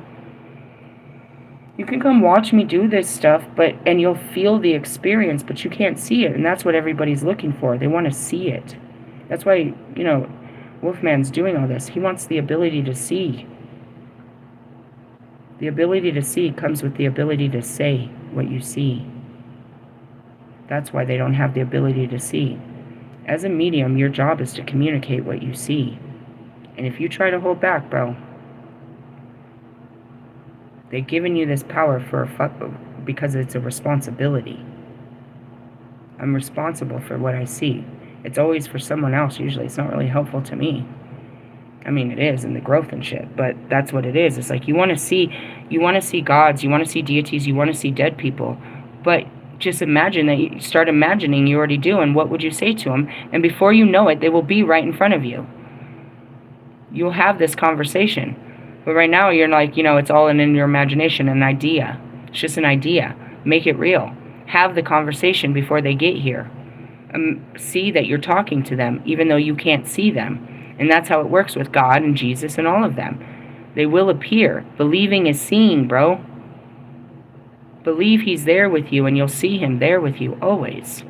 They'll come to, you know what I mean? You're opening up your eyes to it. When you start believing it, you really start seeing it. And that's where people, you know, in their paranoia can create these fantasies. They, like, believe someone's out to get them, and now they're starting to see, you know what I mean, people looking at them and shit. They're creating this bullshit. And that's like, you know, these people that believe they sold their soul, or that they, you know, that they cursed somebody. They believed it, right? So now they're seeing signs of it, and they're, you know, created by their mind. The rest of us are like, what are you looking at? What do you see? I'm seeing. And that's where you guys look at me. It's like, what are you seeing? I don't even tell you. I just be like, you'll see me not blinking. You're like, what the fuck? That was that's Twilight. Edward could look over and see Alice just phased out, and just like she saw something. She's getting a vision all the time, bro. I see all kinds of shit. Don't ask. And I'll be like, oh my god, you know what I just saw? Anyways, that's me. She may, however, block you from moving ahead too far too fast, and this is part of her wisdom. To see too much at once would overwhelm you and invite madness. As I said, you know, the pits of hell. People pour their memories in there, bro. Their memories of being raped. Their memories of being abused. Their memories of what they've done to other people. There's a dark conscious. We go into our own. But once you've gone past it, you go into everyone's. Their thoughts are in there. Their memories are in there. I told you, when we die, we pour all of our experience into a soup. You want to go into the dark, but what you're going to see is not really, that's the real tragic part, is you're not seeing demons. You're seeing people's pain and suffering playing out in a room. And it's really happened to them. And it's their thoughts and feelings are in there, dude. And they get on you when you see this child being raped, when you see this parent beating the shit out of a child, when you see all these things that have happened to humanity, the dark side of humanity, it lies in the dark realms. To go in there and not be consumed by all these horrible feelings of suffering, people's suffering, to go into suffering and not feel it, it's like it's replayed in there. The place of hell is not this place. It's what you've pictured in your mind, but it's a place of you relive your most traumatic memories over and over. They're in a place, and you visit that place all the time in your head. You leave them there in the dark. And that's where I tell you, I'm the goddess of darkness. I can hear it. I can see it. I can see what's been done to you. I can hear your cries. I can see it. I don't tell you that I see it, but I can see it, bro. I can see your light and your dark, what makes you, you. I can see what you're wearing, you know what I mean, as far as energetically. So, like, for someone like Wolfman, he's right there at the portal of darkness, and Michael won't let him go in. You can't witness this, bro. You can't even... Would you want to see what men did to me? You want to see what they did to my 3-year-old body? Could you sit there and watch that and then turn your eyes and see them, you know what I mean, other terrible acts of killings and stabbings, everything you've ever regretted, every bit of shame, every bit of violence, every bit of darkness, bro, that's ever been done between mankind. All the secrets are in that dark place. We access it in our own darkness, but it's all together. All that darkness, if you go past yours, you're with everybody else's. And it's dangerous in there to see people suffering, to feel it. I can tell you the feelings that Justin Bieber has on him, the fear, and just like me, just close your eyes. I can tell you what's been done, bro. I've seen it. I see the things you won't look at. I see them on you. And it hurts me for you. Like, I can see Russ's inner child so dark and covered in so much. And I'm screaming out here at the adult him to let him free, bro. Just get the fuck out of the fucking torture fest. Get out of the home. Get away from your parents, bro. Just get away from them. They're destroying you. Louis, that job's destroying you. Your child, the inner child is dying in there. Your soul is dying. I feel it more than you will allow yourself to feel it. I feel your pain, bro. Why? Because you're giving it off. I feel everything. I can sense something on you, and then I see what happened to you. They show me. I don't even mean to see it. I don't even want to know that that's happened to you. And I can't tell you that I know, because you don't want to face it. I have to wait. So now that I've seen it, all of a sudden it'll start to come up on you, and you'll start talking about it. And I'm calm, because I already felt something was seriously going to happen, and that you need this. But you do. You put your pain on me, and I take it. And that's why I don't want to go outside. I can see it on everyone. I can feel it. I can sense it. That's why I turn it off. I'm like, don't look at them. Don't look at them. And it could be anything, dude. It doesn't even have to be that. I can see the darkness, the things you're hiding. He's cheating on his wife. She doesn't have any money. She's using a stolen credit card. They're doing this. They're doing that.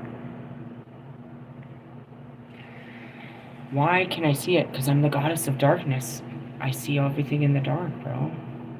But that's where God comes, and he shows me the light of it, how to light it up, how to bring healing to it. And then I'm like, whoa. And that's where it is. It's like, I'm not going to take you, you know what I mean? We're not going to go there.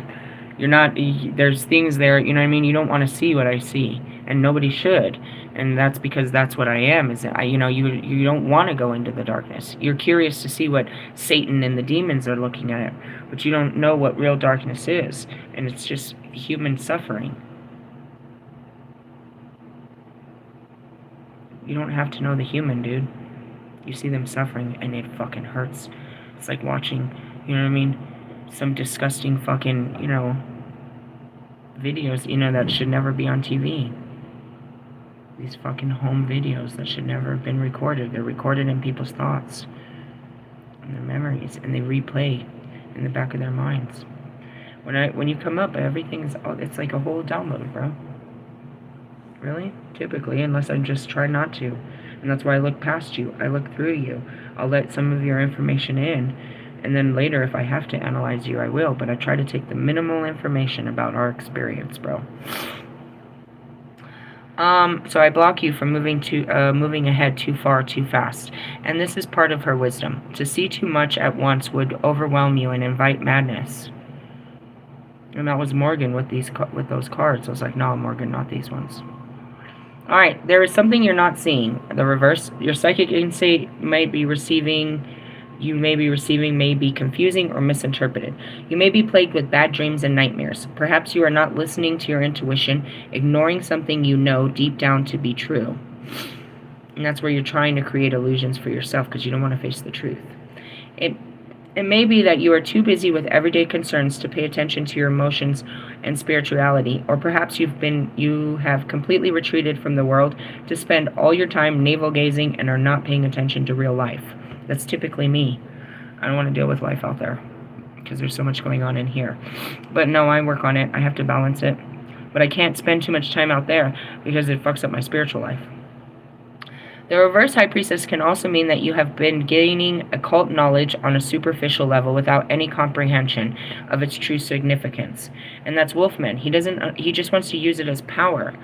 The empowerment of it is peace and love and joy and happiness. You have none of that on your aura. You give off no peace, no love, no forgiveness, no joy, no compassion, no understanding. When I first met you, and that's what happens as I brought it to the thing, I can go back to that video where you're a bit charming, you're funny, you're smiling, you know what I mean? You're confident, you're not cocky, you're just, but I came in and challenged your way of life, and you have turned into this, you think that you're an emperor, but you're just a tyrant. And you try to use your, your book reading skills against my actual powers, trying to say that you possess them. And yet you're inviting a bunch of strangers to come down and do drugs and connect with the deities. And I heard this. It's like there's leaders and there's followers. You are a follower. You were meant to follow me as I led you into this. Or you can go find another leader to teach you. But ultimately, you're nothing more than a student. You can't be a teacher until you've done it. And you're not. You can't teach them what you don't know. You're still learning, my dear. And you don't understand it. You think it's all about creating, as you said, you can manifest money to fall from the sky, and women, whatever kind of women you want. So low vibrational. That's all you want. And then that week, what happened? Money literally came from the sky. It's like, if I wanted it, I could do that, but I don't want such low vibrational shit. Anyways, she can mean that you failed to come to terms with yourself as a woman, or if you are a man, it can indicate that you are overly emotional and make yourself a doormat for others. And that's beyond submissive. That's what this is. It's a card of submission. So, you haven't come to terms with yourself as a woman, meaning, you haven't stood up for yourself as a woman, and then ultimately you haven't stood up for yourself as a man. This card is all about surrender, submission, receptivity, reflection. That's all we're doing, I guess. I'm going to end it on that. What am I going to do today? My Holy Spirit told me, and I told you I was right. I said when my tire popped, I said what happened. I said it was stabbed by a person. I don't know, but there's a stab mark on my fucking tire. And so I kept thinking, fuck, I don't want to go buy a new tire. My Holy Spirit said, that's all I said. I was like, I'm not going to buy a new tire this month. I've already spent money. I'm on a budget. I was like, I'll just roll the donut. That's what I said to myself and left it alone. And that's why I said, I'm just going to ride the donut till next month. Or until I got, more comfortable to be spending fucking money on tires. I stay on a budget to just keep things comfortable. And so then this morning, my Holy Spirit said, go patch the tire. I was like, oh, that's a good idea. And that costs that's always under $20. to patch a tire. It's a good tire. Remember, it blew last time and I had to buy the tire, or they gave me the tire and the rim. It was a whole story. It was a blessing. So it's a good tire. It just got sliced. Really? It has one slice on it. There was no poke holes, nothing. I took the bitch off myself. It's in my trunk. So that's what my spirit said to do today. I had a dentist appointment, but it was just to fix my partials. I don't know. I don't like how they fit, so I'm always messing with them. I always take them back, and it's like, they're too tight. They're fucking squishing my fucking shit. So I'm doing that all the time. But my daughter, I made that appointment without considering my daughter was going to be home in the afternoon. So I'm probably going to just cancel that. Not because I can't not be with her, but if she's here, we can have some time to hang out, just me and her. We could watch a movie or something. I don't know. Or I could drag her. I just didn't really want to. So all my Holy Spirit said today was worry about the tire. And that's not a big thing to do. As far as the car and it turning on and off, that's fine. It's not really like, I don't know. I'm not really stressing. I wanted to go for a walk. I wanted to do a couple other things, and maybe I'll do that with my daughter later. But I didn't have time. Like I said, she gets off at 11, and we spend an hour doing morning readings, so I have enough time to have another cigarette, fucking blow dry my hair, and go to fucking, go on life. Really? Yeah. That's it. And so then I'll do a little bit of action, but the rest of it is just reflecting. And that's really what it is you go through these monumental things. It's like, damn, that was a big-ass, unbelievable weekend. But in my way of life, it's like we're just pushing on. Onwards and upwards. You don't even realize there's no trophies over here. We don't have time for trophies. It's like, damn, you did an amazing job last weekend. I know, but I got a big battle this weekend. Thanks. I hope I can beat this one. And I never fail, but I'm always going forward, and that's why I'm always spiritually progressing faster than anybody else, because I'm facing every fear and every reality. You know what I mean? They tell me to take real actions, bro, to really face shit all the time. And by doing that, I'm healing myself. I'm bringing peace to myself. I'm bringing empowerment, confidence, and inspiration to myself and to others. I sat back last night and I was like, I never thought I would be that woman. I never even thought I would consider it. I never even thought about any of this. It's like, I could do this. I am that woman. It wasn't about becoming that woman. Just accepting that you have what it takes when you're ready. And it's like, you think you need to become something.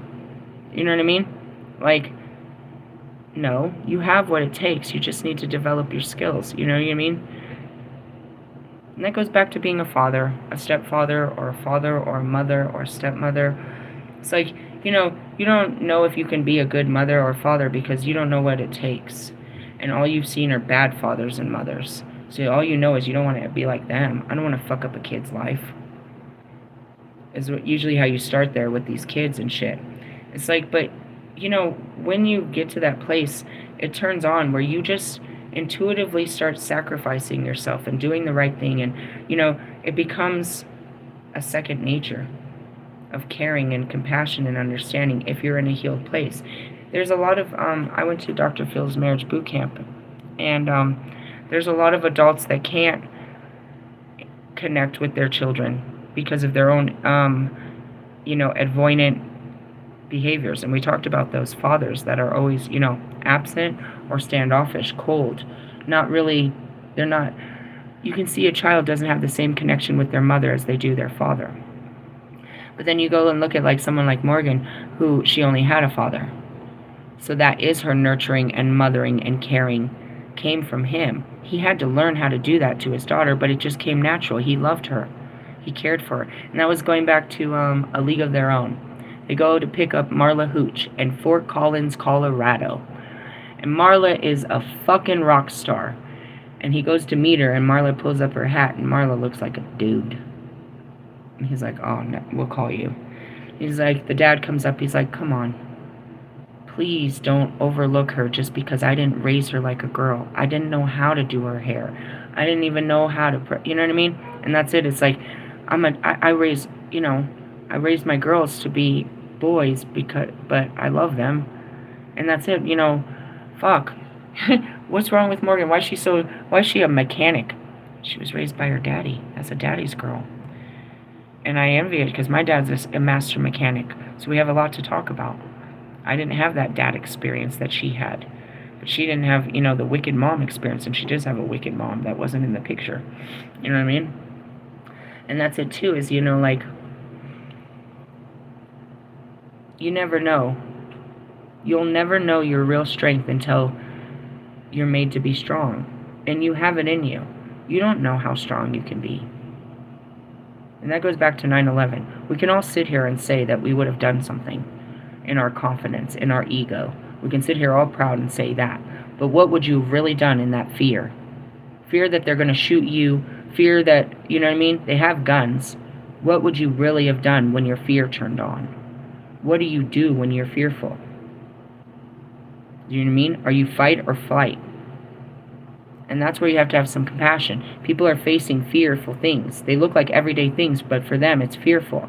And you can't be mad at them that they're fighting, which is sabotaging this, or running away from it, which is sabotaging this. So there's a lot to be said there. And just reflect on it. And it's not to make yourself feel bad. It's to find ways to make yourself feel better. You know what I mean? It's like, there's all these jokes, and I kept bringing them up. The evil stepmother. I'm not evil. But if I become the stepmother as a witch, now I'm the evil stepmother. Like, I put on this suit. All of a sudden, now I become a label. I went from being, you know what I mean? Being whatever we were going to be, to now being more. Not less, just more. I went from being, you know what I mean, your lover to their stepmother. And that was like a lot. Which means nothing more than what? Giving more love. Do I have not enough love to love you and your children, your family, your friends, your everybody? Yeah. I have enough love to go around, but it was just that. And it's not about, oh, I'll have to share you with your child. No. That's not even it at all. But that's how some people see it.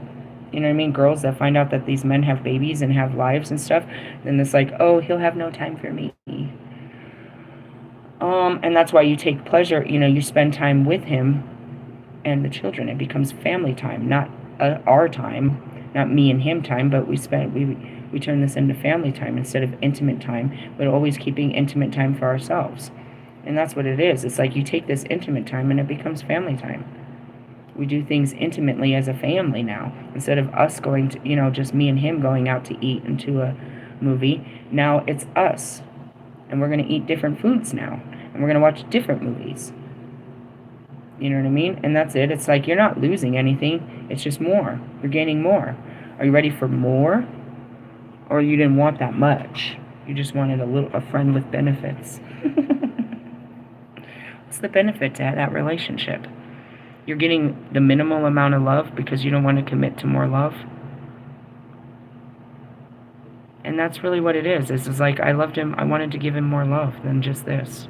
I wanted to love him all the time. I didn't want to be a wife and be in that institution because that whole idea scares me. But I knew that's what it meant. So I guess that's what I'm asking for, is for, a marriage. But then I realized that's not what I'm asking for. Not what people call a marriage. I want a long-term commitment. You know what I mean? And that's really what it is. And then later, the people are like, well, what are you guys? We're engaged, I guess. We're committed. How about that? Commit us. Committed a crime, I suppose. We're writing songs. I feel it could be a good time for poets and writers. Very creative. She can mean that you failed to come to terms. Yeah, you got to work on this, dude. And that's it, too, is being too submissive. That's what got me in trouble. And that's why I'm afraid to be submissive again, because I know that I overextended myself. I would give myself up to the happiness of others, not respecting my own boundaries, my own needs, my own wants, and my own, you know what I mean, peace. It's like, no, I don't want to fuck you right now. No, if you don't do it, though, I don't want to be feeling guilty to be able to say no. I was always made to feel guilty. I couldn't say no to anybody without some retaliation. You're going to make me feel, I'm going to have to pay for this if I say no. You know what I mean? And that's really it. That's conditional love. I've always been under so many restraints and conditions about my behavior. It's like, can't you just love me? If I don't act right, I don't act right. I mean, I do most of the time, but I told you, I'm dealing with shadow work. This is not for real. You don't have to worry about your kids with this. I'm just going to sit there and cry. They might ask me what's wrong. It's not going to, I don't lash out on fucking and that. I just hurt and cry about it. That's the most common thing. I'm crying about it. I'm just sitting around crying. And I try not to do that around children because they don't understand it. And it just brings them down. It's confusing to them. Any adult tries not to cry around children, bro. But that's it. It's like, in the essence, if I'm sitting home with the kids being happy, I'm not outside being triggered. If you're a man and you're over-emotional, you make yourself a doormat for others, and that's you men just trying to keep the women happy, letting them run your house. They call all the shots. You know what I mean? It's your house. You're unseen. Just because you're at work all day doesn't mean, and that's where there's two sets of rules. Well, mom said, I said no. And then they go back to it, and it's like, you have to submit to what she said because she runs the house. But she's got to do what you say because you own the money. This isn't fair. This isn't fair, you know what I mean? And that's what it is. It's like, a woman will have her own little spaces in the house where she takes up all kinds of room, but there's no space for him. He doesn't have his own secret space too. And that's where I always saw this thing. It's like you can have your own room where, you have your own space and stuff, and you can fucking, scratch your balls and do whatever you do in your own space and shit. Like, stuff like that. It's like, that's why they go and hide in the garage. Because that's the only space you've given them. They got to go hide somewhere. They need a space too, just like us as women. You know what I mean? We don't have to hide. We have to be present. That's the opposite. We have to be present. We can't hide from these fuckers. We can't hide from it. We got to stay very present. And that's what I was saying. It's like, small kids, you got to be... I can't just be sneaking off to have cigarettes all the fucking time. Zoning out. I got to be present. I got to pay attention. What are they up to? What are you doing? And in the essence, not just monitoring them, find things to do, but giving them, you know what I mean? Not structured, but, something. And that's where it is. It's like, just send them there with nothing to do. They're going to get real bored and start doing some very destructive shit. They get bored and creative. That's all it is. Why do kids tear up shit and act all crazy? They're creative. And they're full of energy, and they have ideas. Like, ooh, I want to touch this. What if I mix this? And that's their little potions and shit. Don't let them get into the kitchen. Holy hell. You're like, 1 minute. I turned my head for 1 minute. Yeah, you can't. You can't do that with kids. You got to be fully present. Like, okay. Waiting for nap time so that you can do 500 things, because now you can get away from them for a second to do 500 things. In that time, you're lucky if you get a shower. That's that ADHD. Like, dude, did you see her? She's tweaking. Shh. I only got a little bit of time. They're going to wake up.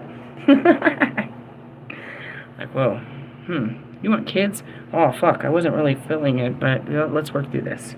I could do it. Could you do it? Could you keep up with these little guys? There's a lot to keep up with.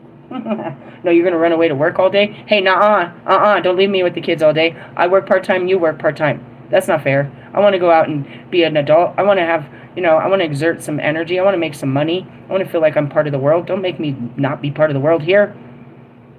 Really? Yeah. No.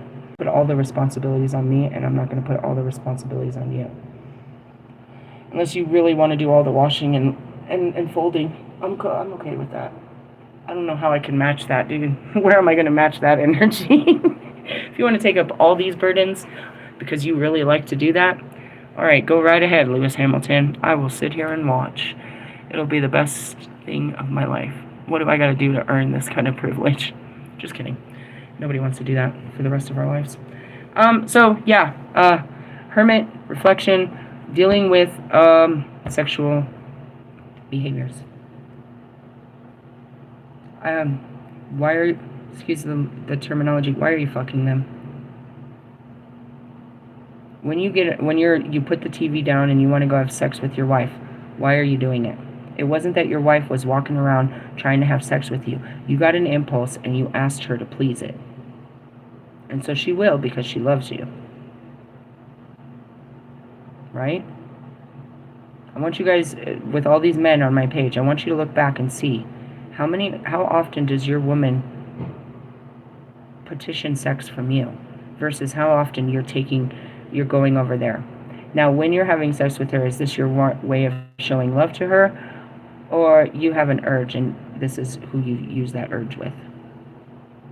Yeah, you married people are not safe from this conversation. To the rest of you, you know what I mean? You know it's true. You know it's true. You don't have to admit that you love them just while you're fucking them. You're looking for love through sex. We all have sex for love. It's some form of it. And it's been completely disassociated, and that's why you try to create these fucking situationships, and that's what I'm gonna put as the cover, and confusion ships and all this bullshit. It's like you have 4 people and they have 4 people and it's a fucking orgy. It's Sodom and Gomorrah. You guys are, trying to satisfy this lack of love with lust. Going back to try to change the behaviors. I know you guys are, by nature, it's a good feeling to see a girl and get turned on. But you need to start controlling that. Because you're lusting in your mind over a complete stranger that, on the other side, if you told us what you were thinking, it would makes you a fucking deviant. The only difference between that guy is he told us what happened. Many guys will see us on the street and go home and jerk off to us. Think about fucking us and jerk off to us. They don't tell us that they're doing it. And you don't need to talk about it because he already talked about the the unspoken. But now that it's been brought to the light, it's like, let's talk about that. Yeah, I've done that before. You thought about just taking yourself out on a complete stranger because of our appearance? Just because we look good, you saw yourself taking yourself out on us? All the dirty things you were going to do to us? Just because we didn't ask for that. And in ultimate, you're just taking it out. We didn't ask for it. We don't even know you. We probably would never even like you. But you're over there thinking that you could fuck us, and you're imagining it, and you're touching yourself to the image of it that you put on yourself, and we're not even involved?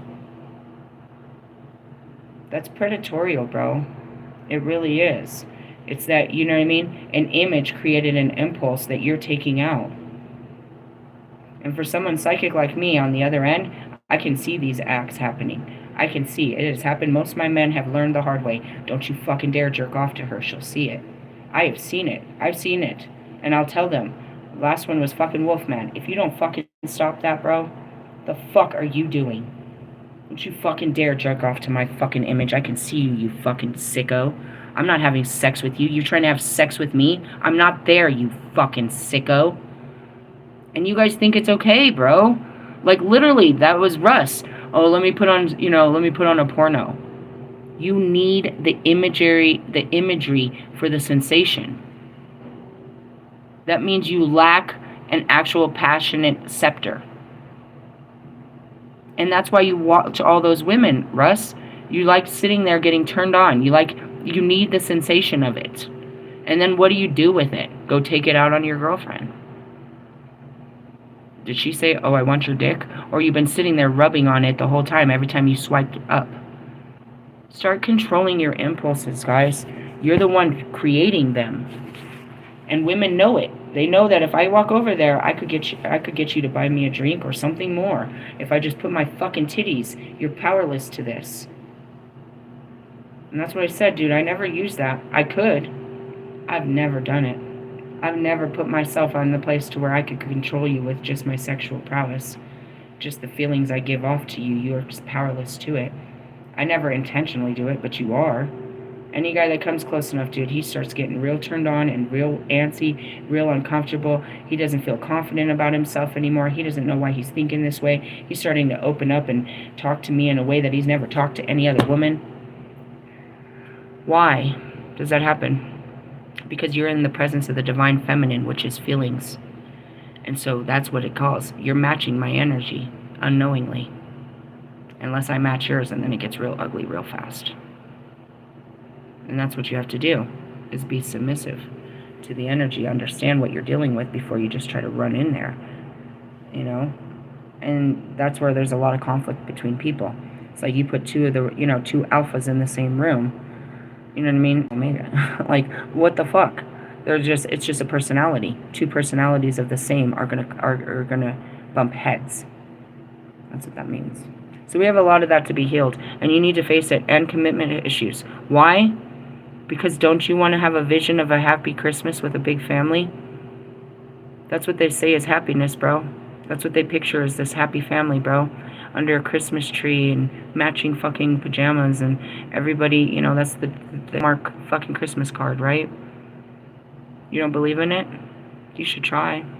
What do you have to work on to believe in that? Because other people work real hard to have that. And for us, we don't see it as happiness. But it is. It's the happiness of this world that we're not interested in because of our own fears and selfishness. Do you hear all that humming? I don't know what they're doing. Maybe it's a vacuum. All right, so I'm going to leave on that note. Again, I have other stuff to do, but we are doing that. We are healing ourselves by evaluating ourselves. And this is going to hurt when you start opening that. When you start opening up your mind, it'll start feeding you way more than you were ready for. And that's something I tried to do. I couldn't remember sexual experiences. And now the ones that come up, it's like, Jesus, I wish I never knew any of that happened to me. I did. That's what I wished, and that's what happened. I completely forgot about this shit. Deal with it so that you don't end up just throwing yourself at someone for love. And if you do, you understand that you need more love than this. Really? Yeah. But also understand it is a form of love. You know what I mean? What I did this weekend was love for myself and for the person that I, made love to.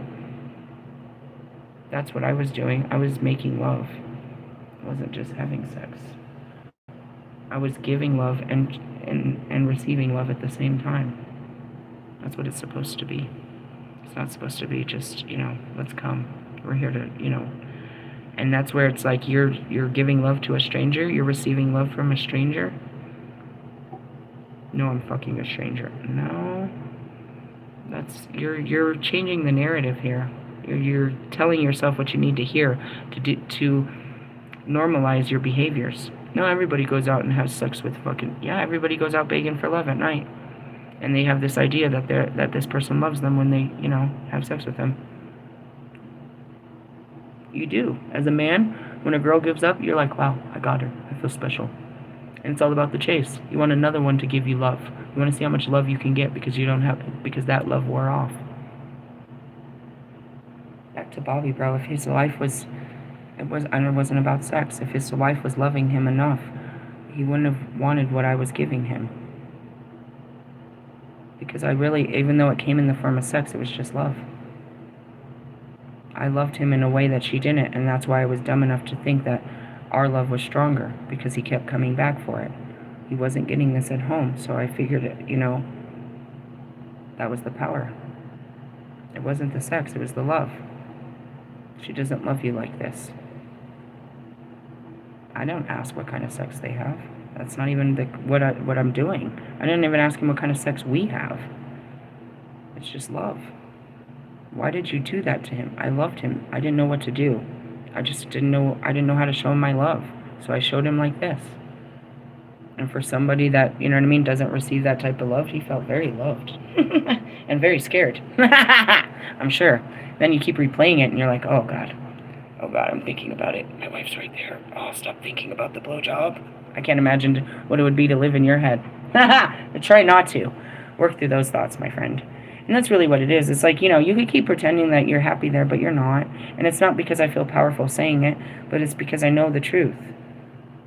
You know what I mean? I know that I gave you something that she can't.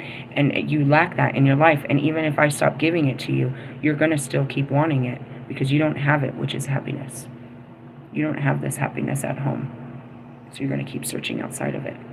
And that's Russ scrolling through the phone. He's not looking for bigger tits. He's not looking for a prettier girl. He's not looking for a tighter pussy. He's looking for more love. Someone that will love him more than you do, Jonica. It's not about your body that he's looking at. They're all beautiful bodies. He's looking for love. He needs you to love him more than anybody else ever did. But you're young and unknowing about what love is. And that's the hard part, is you're young. You have the same needs. You need someone to love you like nobody else ever did. And you guys believe that love is buying each other, buying shit, and traveling. He loves me. He buys me all these things. He loves me. He takes me places. It's very childlike love, guys. And as he said, my love language is Apple Pay. I love to give my cash away. He was told that material provisions is love. That's funny, because some are like sex is love. Some are like time is love. You know what I mean? I don't believe that. I don't believe you love me just because you bought me McDonald's. Right? I feel like you might have just been obligated because you didn't want to eat in front of me. Doesn't mean you love me because you bought me McDonald's. But when you sit there with me and you talk with me, you know how it is. People don't want to listen to you. Like, okay, I gotta go. You hang up the phone, you find a reason to get away from people. You don't want to talk to them. You don't want to hear them. When a person sits down and has time to talk to me and really genuinely pours into me, that's love, bro. Because nobody ever gives me that. Nobody has time for me. For some of you, it's like, that's Russ. It's like nobody ever bought him anything. So now he knows how good it feels to to receive things, so he buys them. They didn't buy him anything for his birthday. I told you they wouldn't. He does it to himself by saying, no, it's okay, I don't need anything. Or he set the pattern and tells everyone, don't buy me nothing. I've got everything I want. But how good it feels to get a gift. It feels good to be somebody to bring you a gift. It's like, wow, you thought of me? I did. You're special, I got you something. And that's why, Christmas is so special about. He's trying to show you he loves you by giving you stuff because he doesn't know how to show you. And that's where we're all kind of fucked off. Marshall, how do you show someone you love them?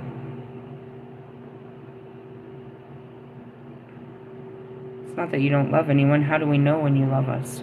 How do you show it? What is your love language, Marshall? And that's just it. It's like, most of our love languages are that of what we never received. You know what I mean? It's like nobody ever had time for me, so when someone gives me time, I feel like they love me. And then you could say that nobody's ever bought me anything, so when someone buys me something, I feel really special. Nobody's ever held me close, so when you hold me close, I feel loved. I was denied all love languages, bro. So it all could be love, but in essence, it looks like it all stands back as manipulation to me. You don't love me, you're just trying to use me to make yourself feel good. And that's people. You don't really care about me, you just need something from me so you can feel better. I'm just going to give you what you want so you can leave me alone. That's the truth. It's like everybody wants something from me. I make them feel better. But what about me? I want somebody. I want somebody to love. That's right. I love everybody. Hey, I love you guys. I'll catch you guys later. Damn, 2 hours. I gotta go.